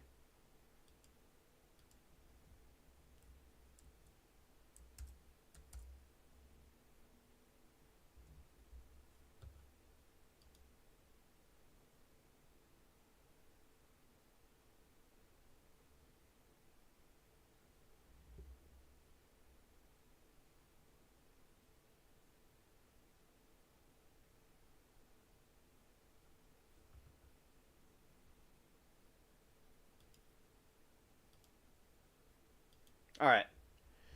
For copyright reasons, I mean, they probably don't want me to show this to the audience, the chat, because they're concerned about copyright. All right. So basically, you have these symbols that they show in Disney movies, and they have to do with people that want to do stuff. Allegedly, there's symbols for okay people that believe that there is a which I believe that there's something going on. That there's some secret group that's causing problems in human trafficking. That the Disney has been having there's some scandals. Also, some of the symbols that are used in their cartoons are associated with things like that from these groups. Say a group has a symbol, and then they'll put it in a movie. And also, there's some people involved in some scandals. So that's what she was telling us about. It is symbols in Disney that are not good. So there you go. It has to do with them being involved with things with children, allegedly.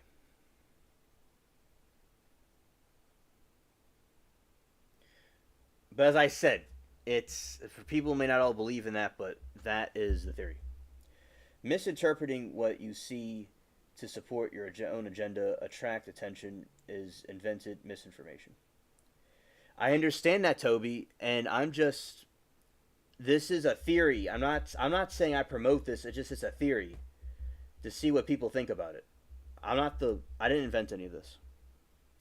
And people do not have to agree with it. I just am putting it out there to see what people think about it. But that is true that people do that, Toby. That they do like to spread misinformation and stuff for their own narrative. I do agree with that. I'm not trying to do that.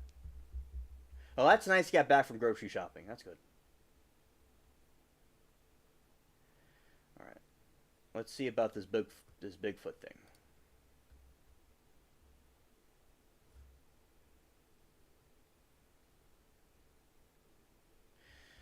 Sorry, I go to Disney Ania Club once a month and have followed the corporation for 6 decades. And when people toss words around for, I'm offended.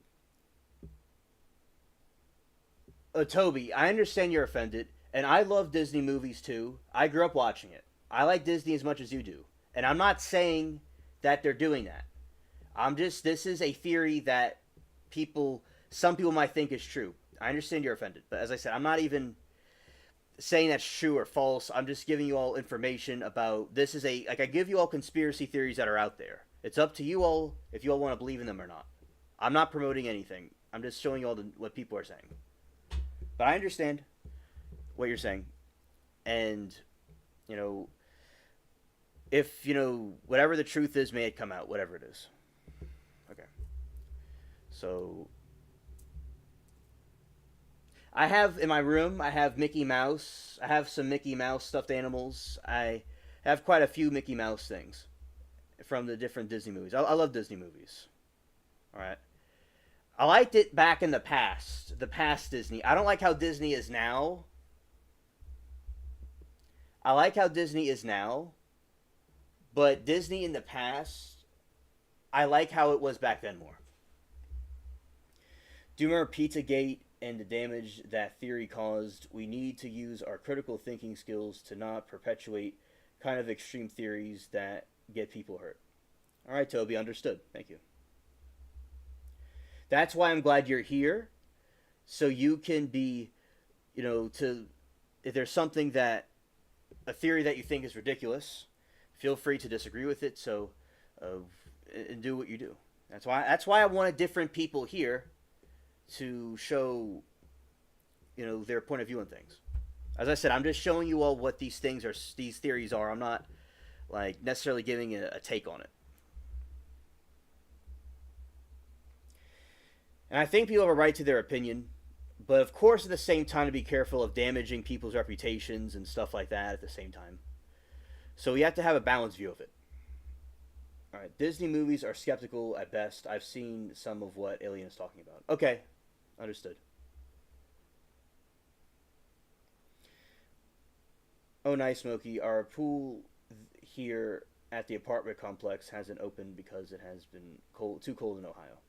Now, as I said, I like Disney, but I like Disney from the past. I don't like how Disney is now. I like the old movies, but not the recent ones. Like how Disney is today. No. All right, going to see about this link.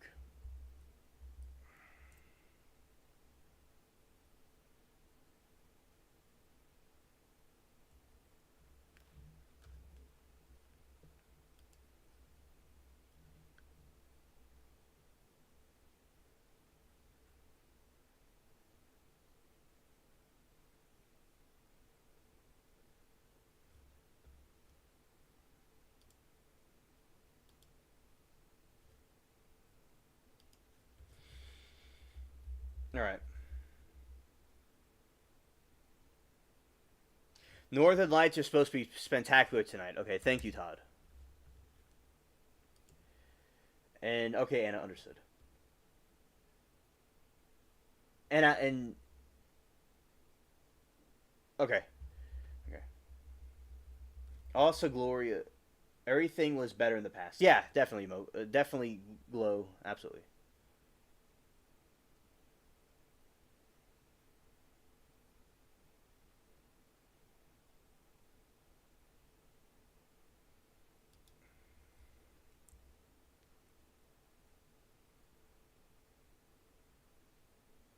All right. Yeah, there was someone arrested. Let's get into that. Who was arrested? As I know, she sent me a video, but the chat might be concerned about copyright stuff. So I kind of do this with caution here. So let's go. It doesn't. I don't really care about these things. It doesn't bother me. But chat is concerned. Wrong one. And I want to say this stuff is alleged. It's alleged things. It doesn't mean it's real. Okay. And then she sent this copy.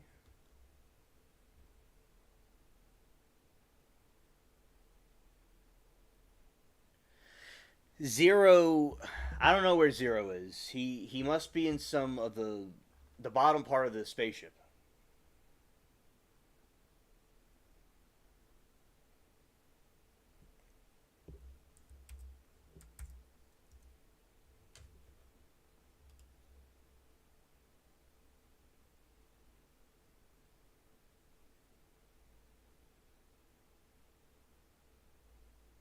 All right, Moki, thank you.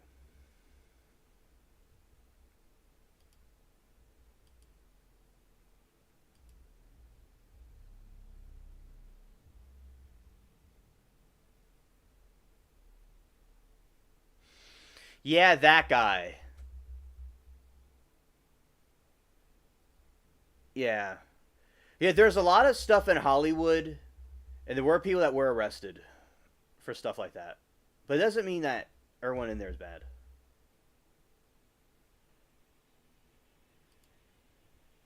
Okay.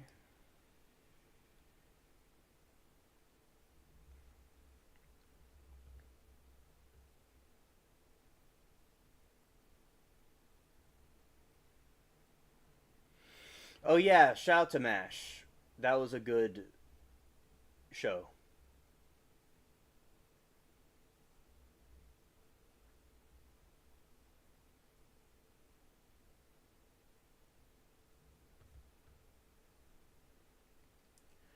So okay, so Toby acknowledges the. Oh, okay, I'm gonna go back to see the link Smokey sent me. Okay. All right.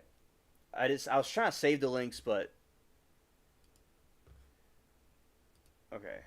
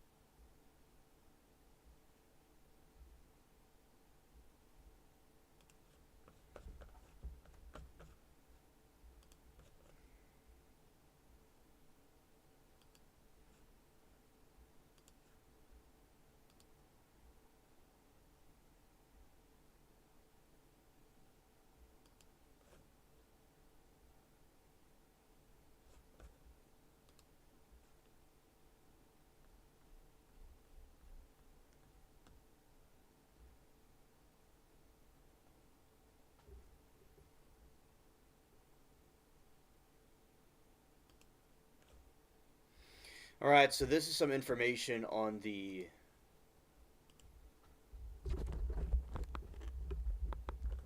All right. Let's roll this. All right.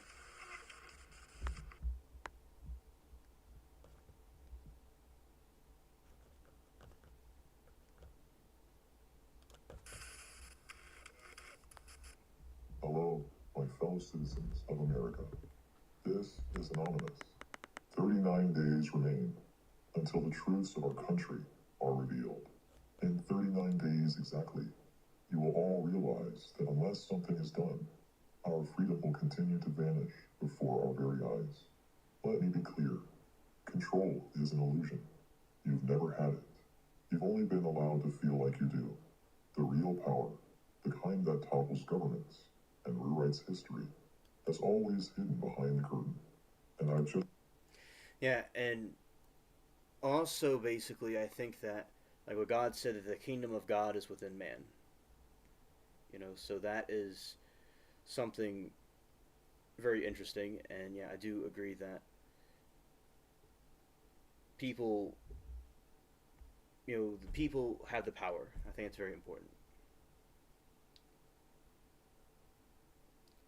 Yeah, basically it is a thing about this. It's a group that exposes different government corruptions and stuff like that. It's kind of a voice that is. It's supposed to be anonymous, so you don't know who the person is. But basically, what is going on is not your. I know, not mine. I know. So all right, so I'll just read it.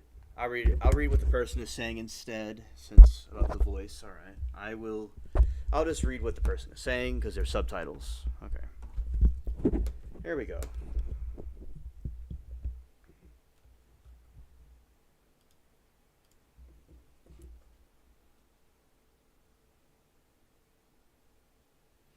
America, this is Anonymous. 39 days remain until the truth of the country are revealed. 39 days you will all realize unless something is done, our freedoms will continue to vanish before our very eyes. Let me be clear, control is an illusion. You never had it. You've only been allowed to feel like you do. The real power is the kind of topples the governments and rewrites history, has always been hidden from the currents and just began to pull it back. Ask your elected officials to watch the squirm. They will pretend they don't know, or they will know it, and wish they didn't. You'll see I'm not just revealing the truths, I'm holding up mirrors. I want to look really into the system. Trust, the person says. Stringing behind entertainment. This is, they say, revolution. You have 39 days to prepare. Mind is trust, never meant to be hold. They don't forgive, they don't forget, and they expect them. All right, so that is the anonymous person. I know about the group.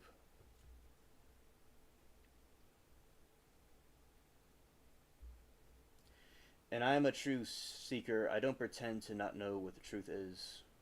The entertainment industry in general also has predatory young performers are taken advantage of, but it's also not Disney's way.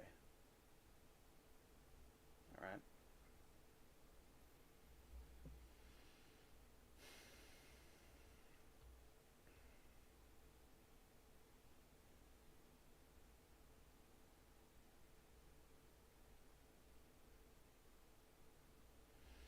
Going to some other links. Let's see.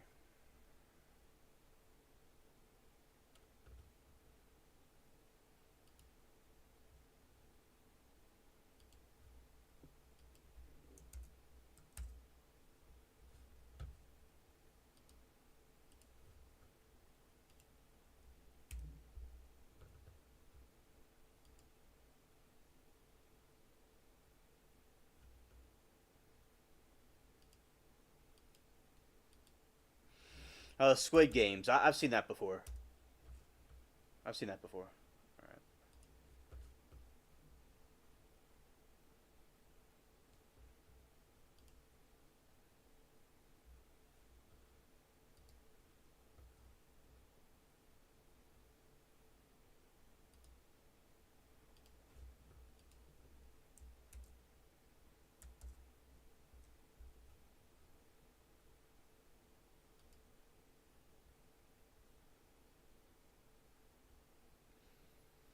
All right, we got some information on aliens.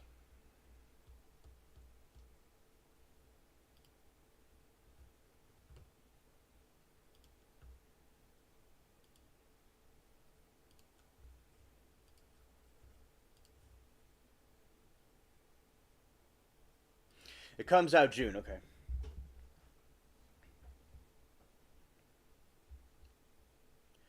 I think some of the so-called alien photos and videos leaked over the past few decades are probably real, not fake. I've seen some of these photos that you're about to see. I've seen them look like a year or two ago. Not CGI, not misunderstood, real, but because of this topic is shrouded in stigma, secrecy, and disinformation. Synchronicity, we're talking about disinformation.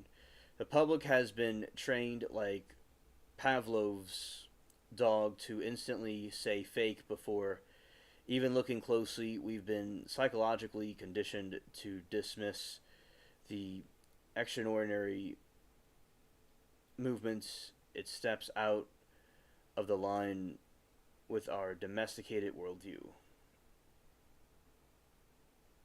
The nature of truth is a topic I'm not prepared to discuss tonight. I've been had a long day full of doggy diarrhea, calling it a night. Thanks, alien, and take care all. All right, take care, Toby. Yeah, I think the Skinny Bob video is real, also.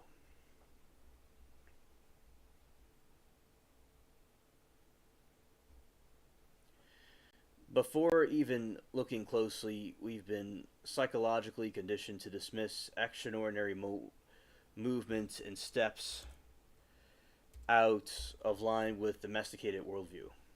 I know you've seen them, the Skinny Bob video, the Nazca mummies, the infrared orb footage, and footage from Bledsoe's backyard. The Roswell sides, some of these have never been properly debunked, and the ones that have been debunked always seem to involve shaky evidence, says the sources are government friendly, skeptics eager to shut the door of the truth as some of these images are too strange, too detailed, and too eerily consistent with experiencer reports to just written off as hoaxes.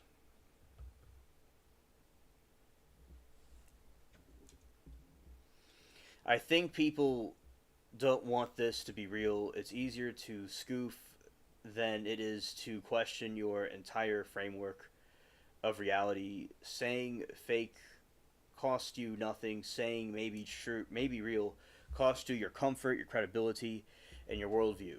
That's why even authentic leaks will always be buried under giggles, Reddit threads, and mental YouTubers who haven't spent a minute in a real investigation. Well, there you go. Scared. They'll call it fake simply because they don't want to deal with the implication of it being real. And this exactly what the cover depends on, not denial, not suppression, just doubt. All that have to do with the plant, the seed, this could be a hoax. That's enough. The public does rest. The laughing starts, the dismissals come. And the image, no matter how authentic, gets lost in the mist. But if you step back and breathe, actually look, you'll see the patterns, the consistency of fingerprints of something bigger. So yeah, I think some of those photos and real just weren't ready to believe them, and that's the game. Hide the truth in plain sight. It drowns out the noise and count on people to mock what they fear, but the truth doesn't care about what you believe. It waits, and it's not going anywhere. All right, we got a whole collage of these little things. Okay.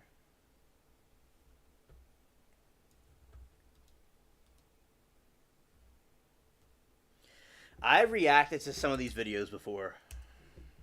So I've in my YouTube videos I've reacted to some of these, but not all of them.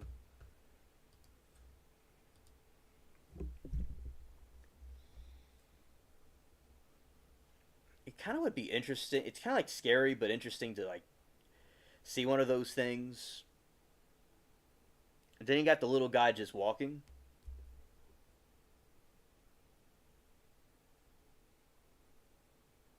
Yes, I had the video Skinny Bob.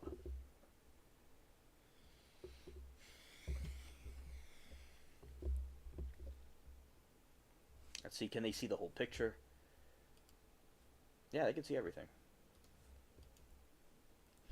And the alien in the Russian snow, and the little tiny alien dude just chilling.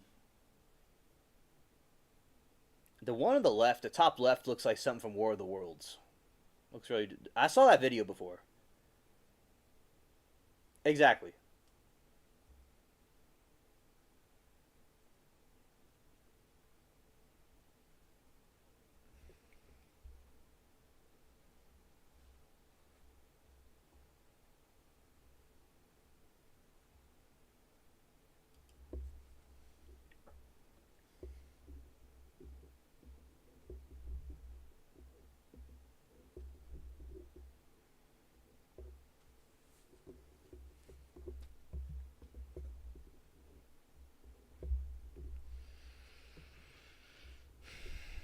All right, so now the Skinny Bob video.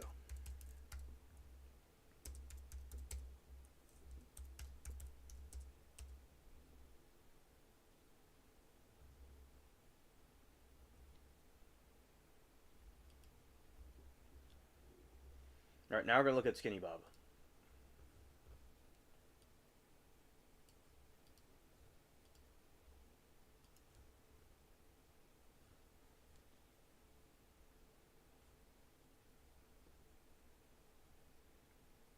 He's blinking and everything. Wow.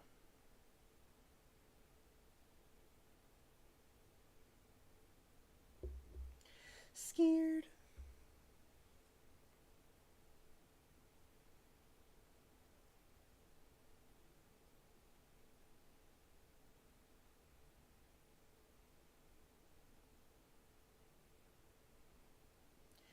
It's blinking, it's moving, it's doing its thing. This is from the KGB.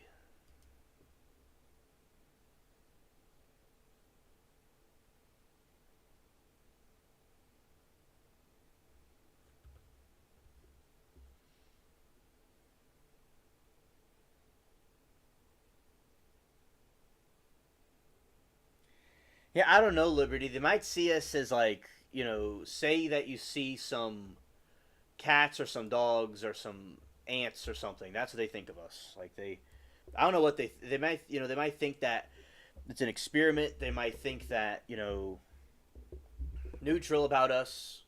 They seem to want to help the planet or whatever when they talk to us.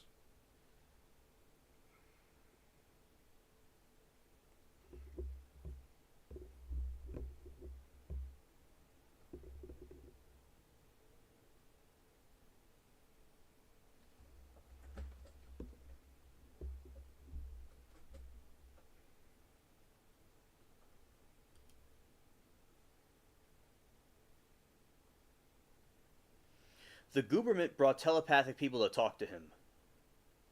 It's some crazy stuff. Oh, I bet. Absolutely.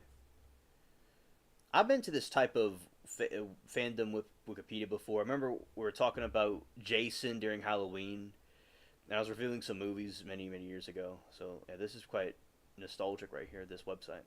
Okay. Alrighty, here we go.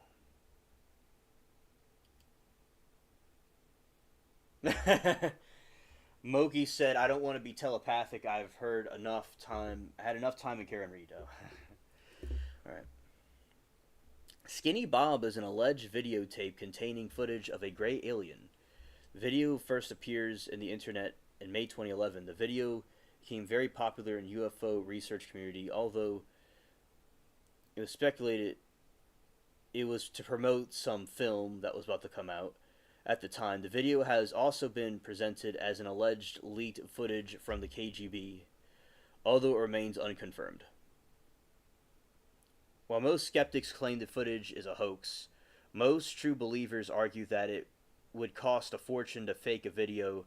Since 2011, no individual has claimed credit for creating the film. I think it's real, and it looks old, and the way it's blinking, like it's blinking, its face is blinking, and it has like muscles in it and stuff. That's a. I mean, I don't even in movies they don't even do stuff like that. They just use CGI. Even in movies, they don't do that. Like,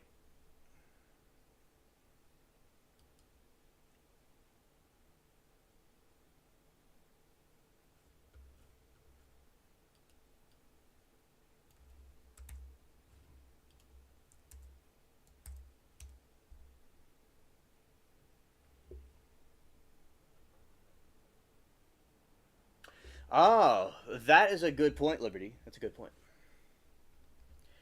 An abnormal buildup of cerebral fluid deep within the brain. This excess fluid causes the verticals within the brain to widen, putting harmful pressure on the brain's tissue. Liberty, allegedly, they can. They probably could. They're telepathic.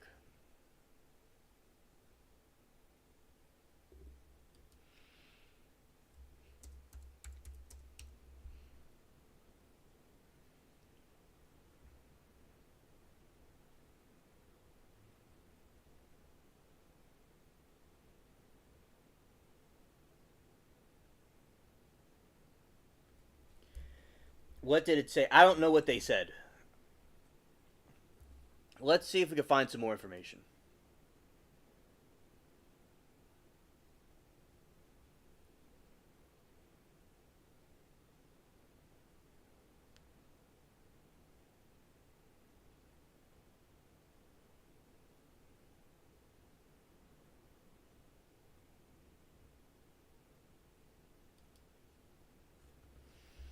I don't know the story behind it or what it told people. I'm not quite sure. But It could be, I don't know what it was told. I don't know the whole story behind it. I can't find much information about it, like what it may have told them.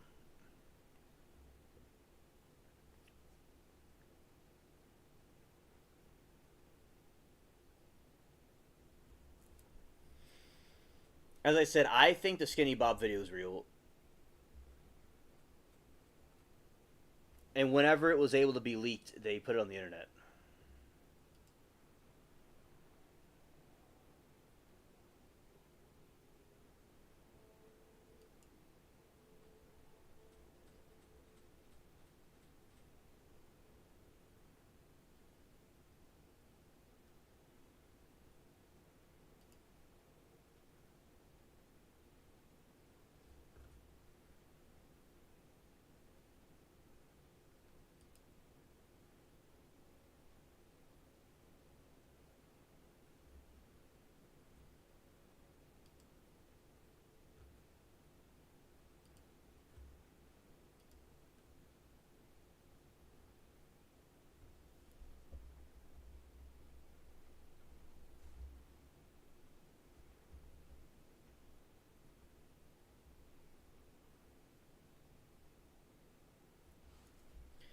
What did it say to the telepathic? I don't know. I don't know what it said. Maybe Moki knows.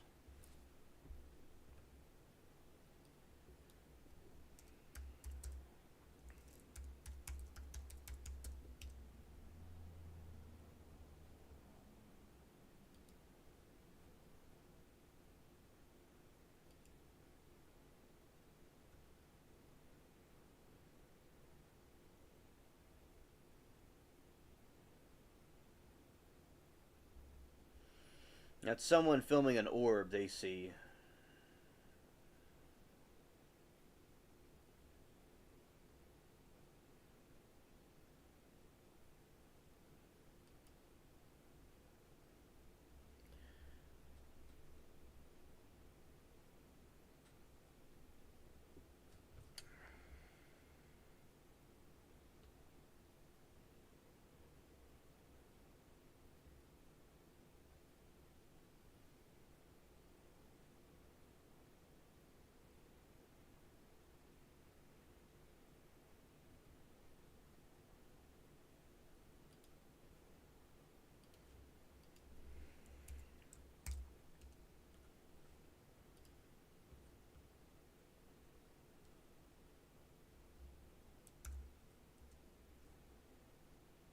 Okay. We're continuing on. Don't worry.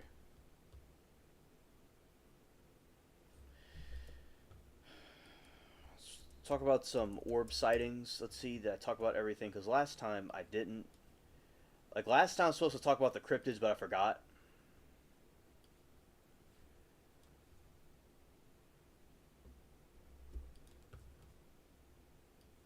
Okay.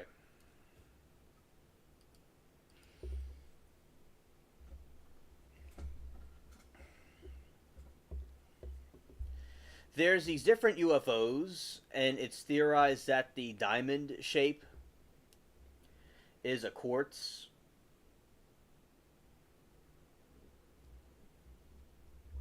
And the quartz is allegedly used as an energy. So when you see an orb or something, it's possible that that is the power source. So I was talking to another YouTuber that he thinks that the orb or the UFO is powered by a quartz crystal, and for some reason they either choose not to or can't conceal it. But the UFO itself is concealed. So when someone sees an orb, there might be more of a UFO to it that's not being able to be seen. And that because he saw the UFO go over Texas, and it looked like a quartz, and the quartz could be used for different things. So these people are able to harness the energy from crystals, allegedly. Aliens.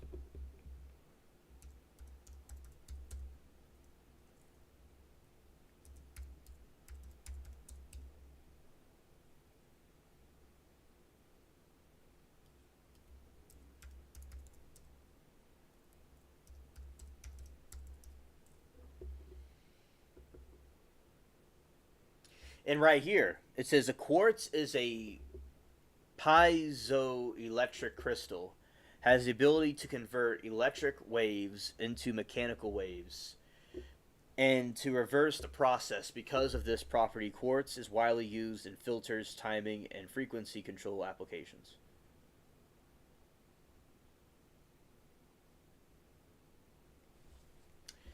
Exactly, Anna. With the Skinny Bob video, I agree with you. Yeah, it would be very difficult to fake that. The thing's blinking. You know, it's blinking. And it's not moving like a robot. It's like moving like a humanoid would move. It's like kind of moves like how we would move, and it blinks.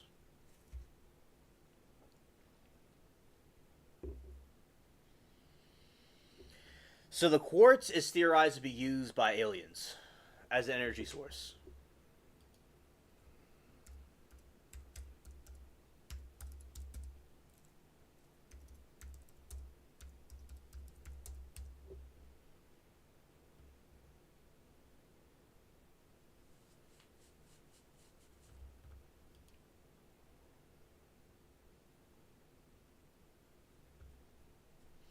The property that makes a quartz an electronic miracle is the fact that when it's compressed or bent, it generates a charge or voltage on its surface, a phenomenon called the piezoelectric effect. In the same way, if a voltage is applied to quartz, it will bend and change its shape very slightly.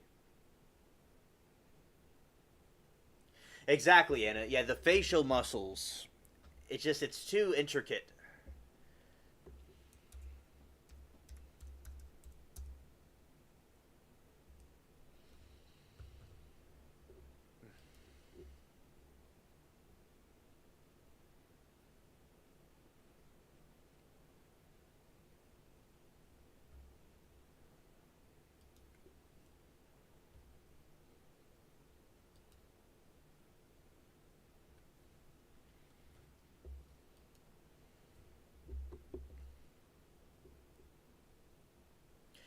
Quartz crystals are they produce an electric voltage when pressurized along certain directions of the crystal. Quartz is 7 on MOHS's scale and is fracture cohedral. Quartz crystals are piezoelectric. There you go.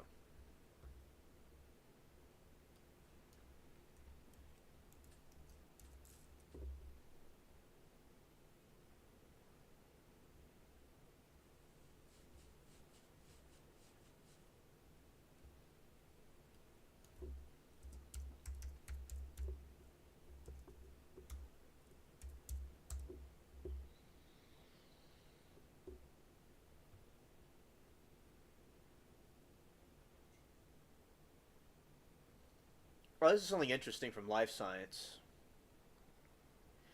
James Webb Telescope detects alien planet with clouds made of quartz. The exoplanet WASP 17b's atmosphere is full of quartz clouds around the new James Webb Telescope. Exactly, Anna, it can't hurt. So allegedly, the aliens use these crystals to power their UFOs. When people see an orb, they're seeing the crystal.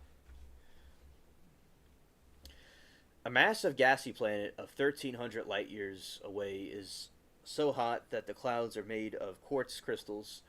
Studying it could help scientists understand more about how clouds form in an extreme alien environment. The finding, published October 19 in Astrophysical Journal Letters, comes from an international team of researchers using James Webb Telescope WASP 17b is Jupiter-like exoplanet that the scientists first spotted in 2009. It orbits extremely close to its star, which heats its atmosphere up to a blistering of 2,700 degrees Fahrenheit.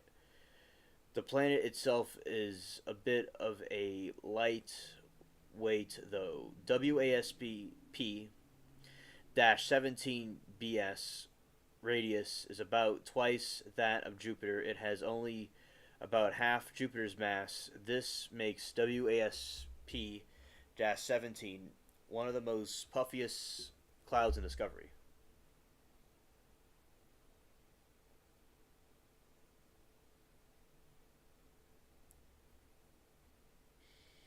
Oh, hilarious. Hello, Cat TV. Oh, great to see you.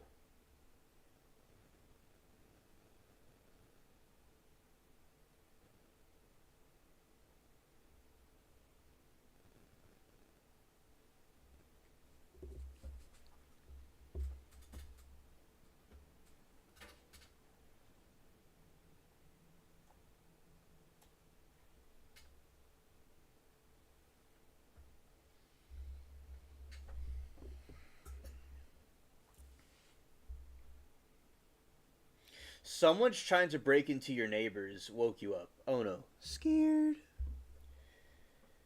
Oh no. Hopefully they get caught and not do that to your neighbor. Exactly. Call the authorities. What Liberty says. Yeah, call the police.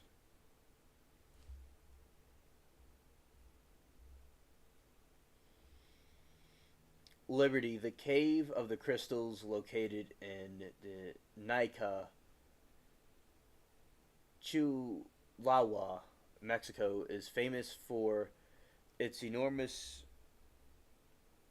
gypsum crystals, some reaching lengths of up to 37 feet.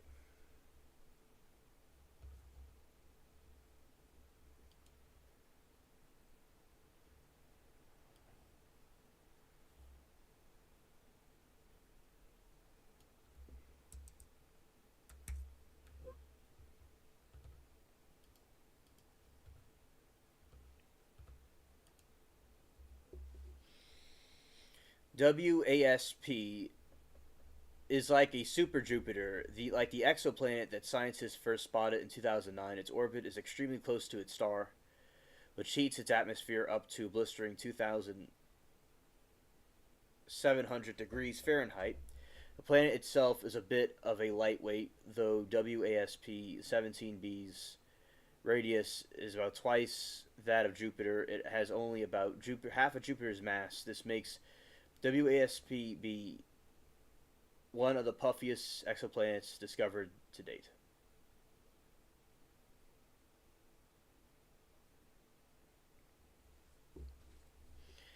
I saw Superman in 1978 when it was first opened.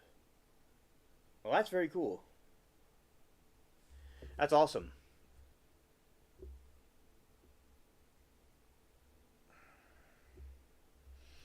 But astronomers recently discovered that WASP is apparently fluffy clouds are hiding in secret. They're composed of tiny solid quartz crystals.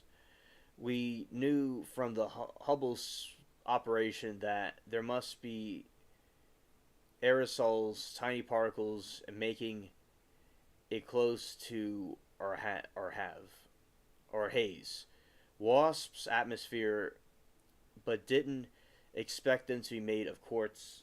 An astronomer of the University of Bristol of the UK, the first author of the US study in statement, we were thrilled.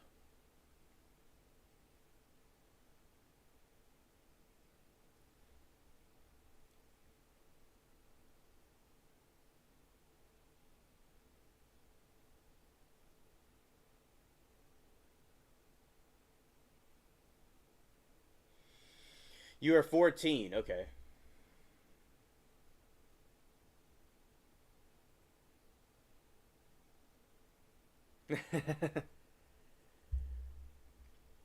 Oh, I saw E.T. the re-release in 2002.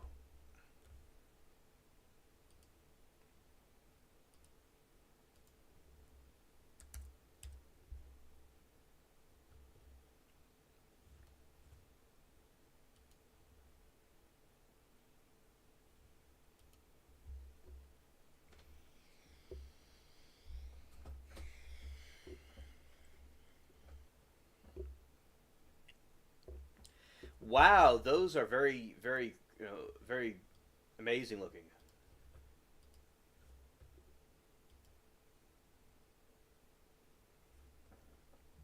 Oh, you were 9. Glow. Oh, you were 9. I saw Superman in 2006. I'll look up what the year was. It might have been 2007.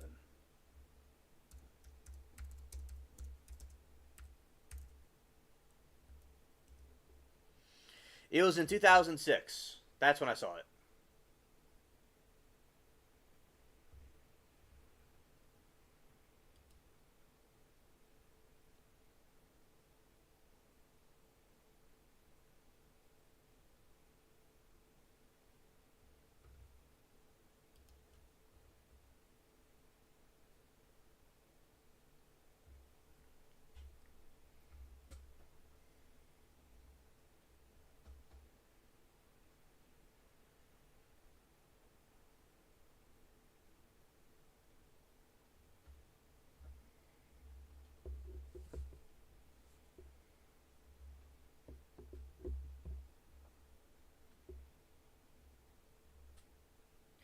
All right, so Moki says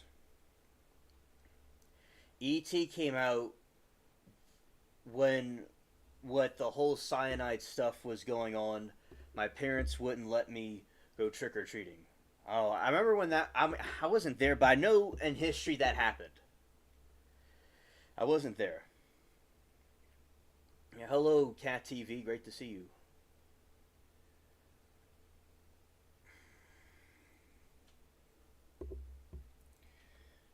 Christopher Reeves will always have been Superman to me. Oh yeah, well, shout out to Christopher Reeves. Absolutely.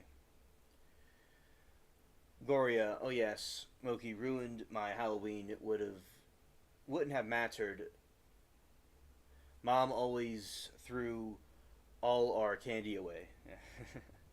Absolutely.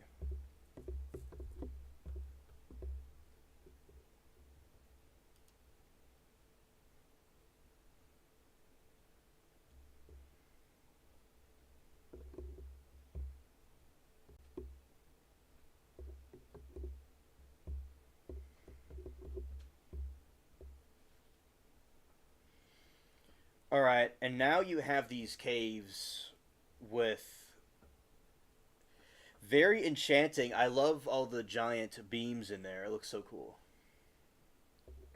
Very cool. Yeah. So those could fuel the spaceship and cause a spaceship to keep going. Yeah. And Mexico's very enchanting.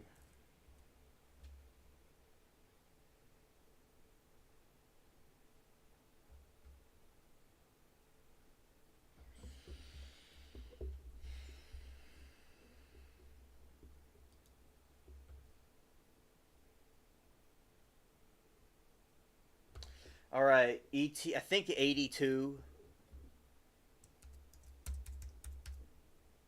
Yeah, 82.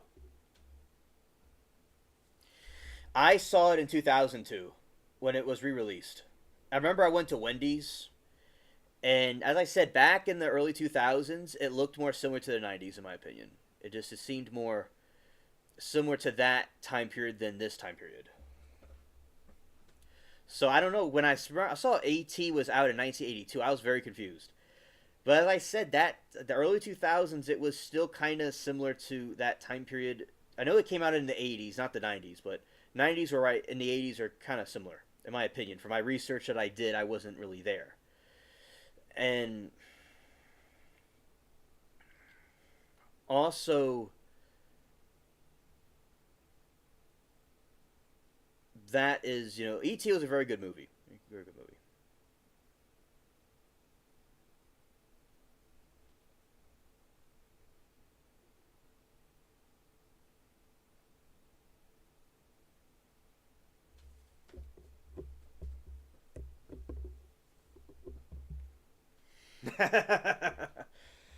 Yeah. Oh yeah. Look at me, alien. I'm talking again. I'm triggering the chat again by saying about how young I am. Oh, scared. You remember everyone crying in the theater? You know what? I barely remember seeing the movie, actually. I know I saw the movie, but I don't remember everything about it. I have to rewatch it. I remember it very well, but I don't remember, like every single scene, but I remember it. And think about, in this time period, there's going to be no people that will be able to see it unless they re-release it again. So I got like a special treat. I remember there was Happy Gilmore, and Mary Toodles was wondering if she took me to that, and she said I wasn't even born yet. So, but she would have taken me though if I was born.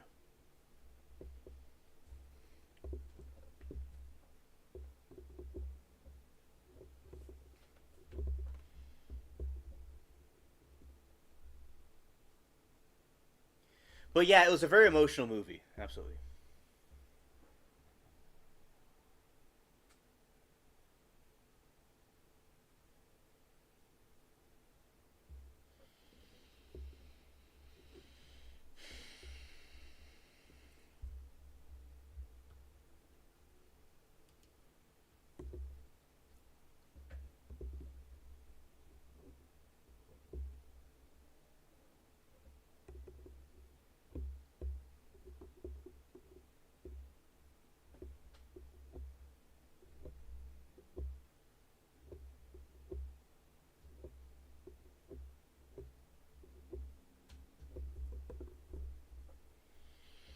Yeah, I think no dry eyes is the end anywhere. Those aren't quartz though. I wonder if it must be quartz for the aliens. Yeah. Oh yeah. Yeah. If the aliens really need quartz or not. Yeah.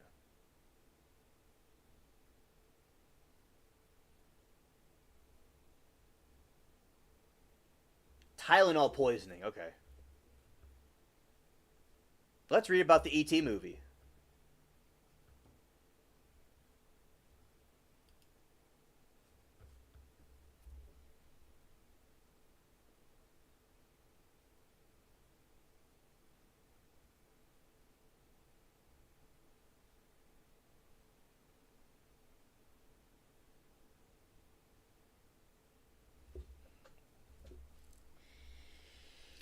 E.T. Extraterrestrial is 1982 American science fiction film produced and directed by Steven Spielberg, written by Melissa Matheson.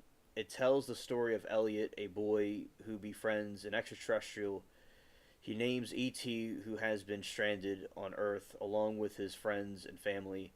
Elliot must find a way to help E.T. find his way home.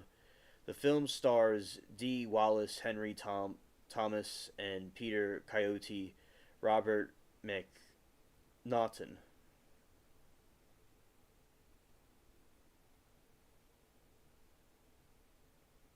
Oh, why did they cancel it? Hell no. To the Exorcist. It came out in '73, year I was born. My dad let me watch it 5 years old. I've never been the same. Oh yeah, The Exorcist. Yeah, that movie's crazy. Yeah.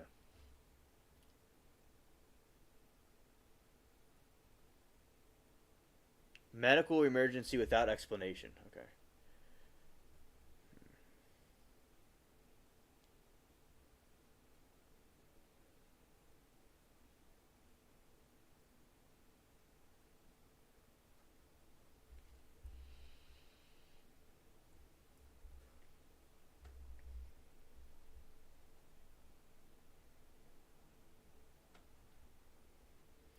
E.T. premiered as closing film Cannes Film Festival on May 26, 1982, and was released in the United States on June 11. The film was smash hit at the box office, surpassing the Star Wars 1977 to become the highest grossing film of all time. A record held for 11 years until Spielberg's own Jurassic Park surpassed 1993. Would receive universal acclaim from critics and regarded as the greatest and most influential films ever made. It received 9 nominations at the fifth Academy Award, winning Best Original Score, Best Visual Effects, Best Sound, and Best Sound Editing. in addition to being nominated for Best Picture and Best Director. It also won 5 Saturn Awards and 2 Golden Globe Awards. The film was re released in '85 and again in 2002 to celebrate the 20th year anniversary. With altered shots, visual effects, and additional scenes, it was re released on August 12, 2022 to celebrate the 40th year anniversary. And I wish I had known that was out on August 21, 2022. I would have seen it. In 1994, the film was added to United States National Film Registry of the Library of Congress, who deemed it culturally, historically, aesthetically significant.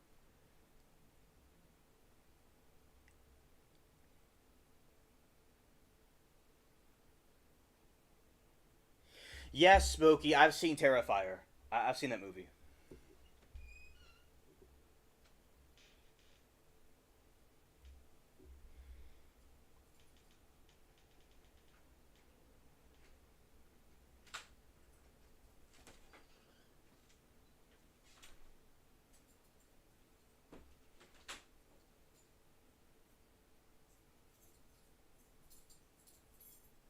Hello, Ken. You on the live stream? Yes. Oh, I didn't know that. You didn't say anything when I came in. Say next time. Tell me when I come in. Let me know if you're on there or not. Okay? All right. Shout out to Cherry. All right. Exorcist never scared me. I was 10 in 1973, but saw it later as a teen. Linda Blair and what she was doing said while getting exorcism was more funny than scary. Liberty, it's a clown movie. It's like it's some crazy clown movie. We're talking about the E.T. movie. I remember you took me to see it in 2002. Okay.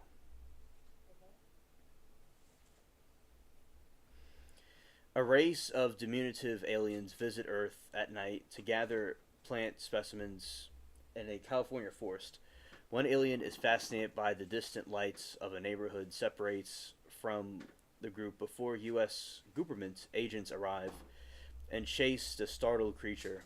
The aliens are forced to depart before the agents can find them, leaving their home member behind.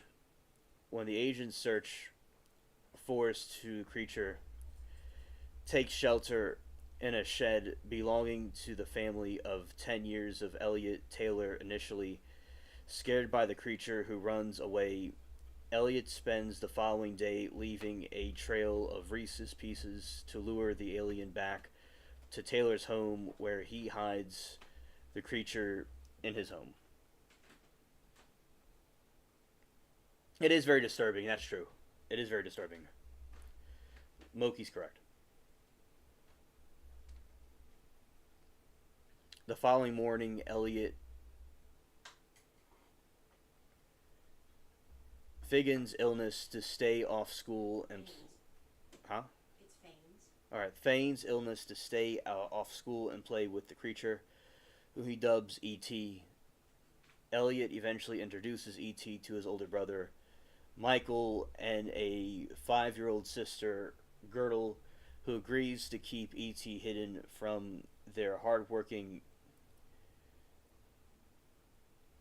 single mother, Mary. When the children ask about his origins, E.T. displays a kinetic ability to levitating several balls to represent the planetary system, and later demonstrates that extraordinary abilities to reviewing a deleted Christian Enium, who instantly healing the cut on Elliot's finger. As Elliot and the creatures begin to bond, they start to share thoughts and emotions. The two begin simultaneously started, with E.T. accidentally opens an umbrella in a different room.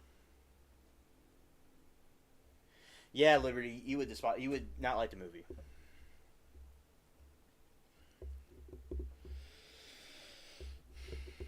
At school, Elliot becomes intoxicated because at home, E.T. is drinking beer and watching television.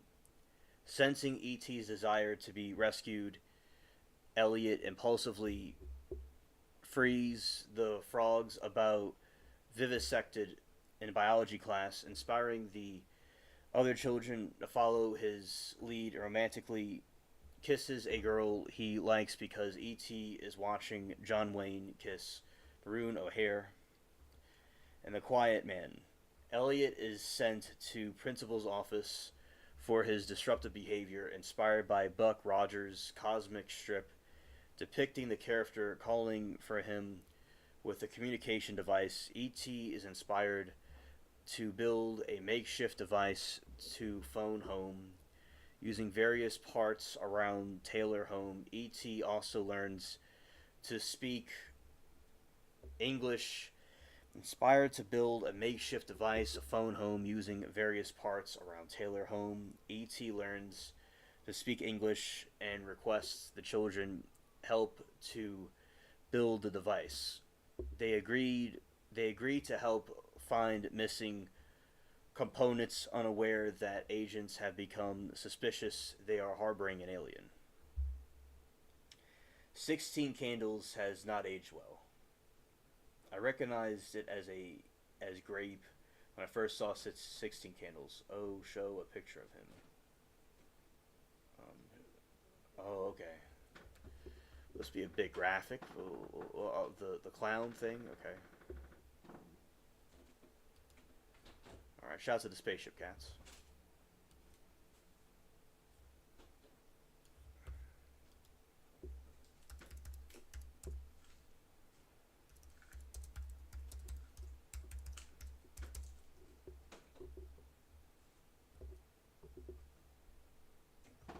Alright, this is the thing right here. I think that's what you're talking about, Moki. That is the character right there.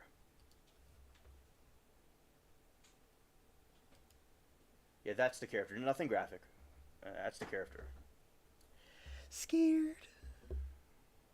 Scared.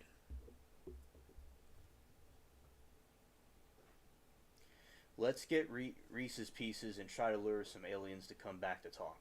Yeah, we need to do that. You have Reese's Pieces right there, somewhere in front of you. Oh, well, there you go. I have them right in front of me. We're going to go and lure them. All right. Yeah, definitely, Moki. Definitely.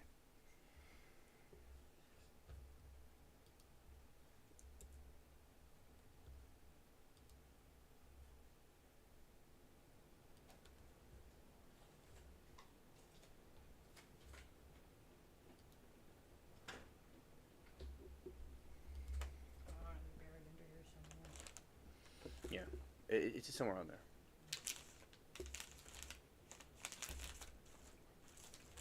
Oh, that's good, Anna. Oh, all right. So here we go. We're gonna use this to lure some more aliens. One time as a gift, I bought my girlfriend these one time as a gift. It was like a birthday, I think. Those are nice to eat.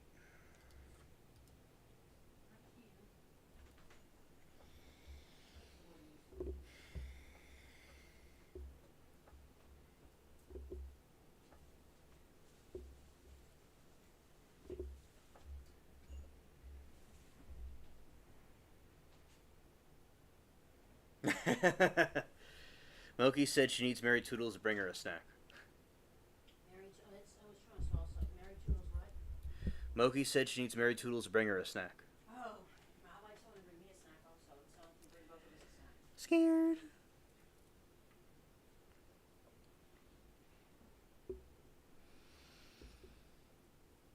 The following morning, Elliot. Oh, I read that. Okay. At school, Elliot becomes intoxicated because at home, E.T. is drinking beer and watching television. Yeah, I remember that. Sensing E.T.'s desire to rescue Elliot impulsivity, frees the frogs about vivisected in biology class, inspiring other children to follow his lead and romantically kisses a girl he likes because E.T. is watching John Wayne kiss Maroon O'Hare in Quiet Man 1952. Elliot is sent to the principal's office for disruptive behavior, inspiring a Buck Rogers comic strip depicting the character calling for help with a communication device. E.T. inspired to build a makeshift device to home using various parts around Taylor home. E.T. also learns to speak English and requests the children's help to build a device. They agreed to help finding missing components, unaware to agents and becoming suspicious. They are harboring the alien.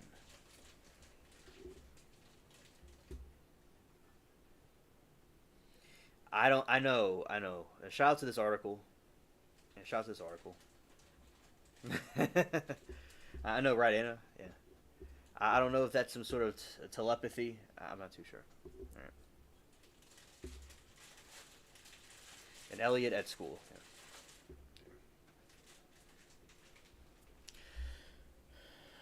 On Halloween, the children disguise E.T. as a ghost, and Elliot sneaks E.T. to the forest, where they set up the device to call E.T.'s people. E.T. begins to stay on Earth with him before falling asleep and waking alone in the forest the next day. He returns home to his worried family while Michael searches for E.T., finding him a pale and weakened in a culvert. He takes E.T. home, where Elliot is also growing weaker, and reveals the creature to Mary just before the government agents invade the quarantine the house. The lead agent, Keyes, asks for Elliot's help to save E.T., stating that meeting aliens was his childhood dream and considered E.T.'s arrival a genuine miracle. However, E.T. is deleted while Elliot rapidly recovers. Left alone to say goodbye, Elliot tells E.T. that he loves him, but E.T.'s heart belongs to Glow, and revealed the restored health. E.T. tells Elliot that his people are returning for him. Moki, we're almost finished anyway, because I was just going to read one more paragraph actually, and it was going to be done with. Alright. Elliot and Michael flee with E.T. on a bike and flanked by Michael's friends who help them evade the pursuing authorities. Heading towards a roadblock, E.T. alleviates the boys to safety and lands them to a forest. E.T.'s ship arrives and he says goodbye to Michael and Gretty, who grifts him chrysanthemium. He previously revealed. Elliot tearfully asks E.T. to stay, but E.T. places his glowing finger on E.T.'s head and tells him that he will always be there. The children, Mary, Keyes, observe as a ship blasts off into space, leaving the rainbow in the sky. Alright, so I finished. Yeah, aliens keeping the senior citizens up late. Yep, exactly. I stay up until the sun's coming up. I'm crazy. Alright, as I said, and as I said, I'm kind of slipping. I need to be this way so people could see me. Alright.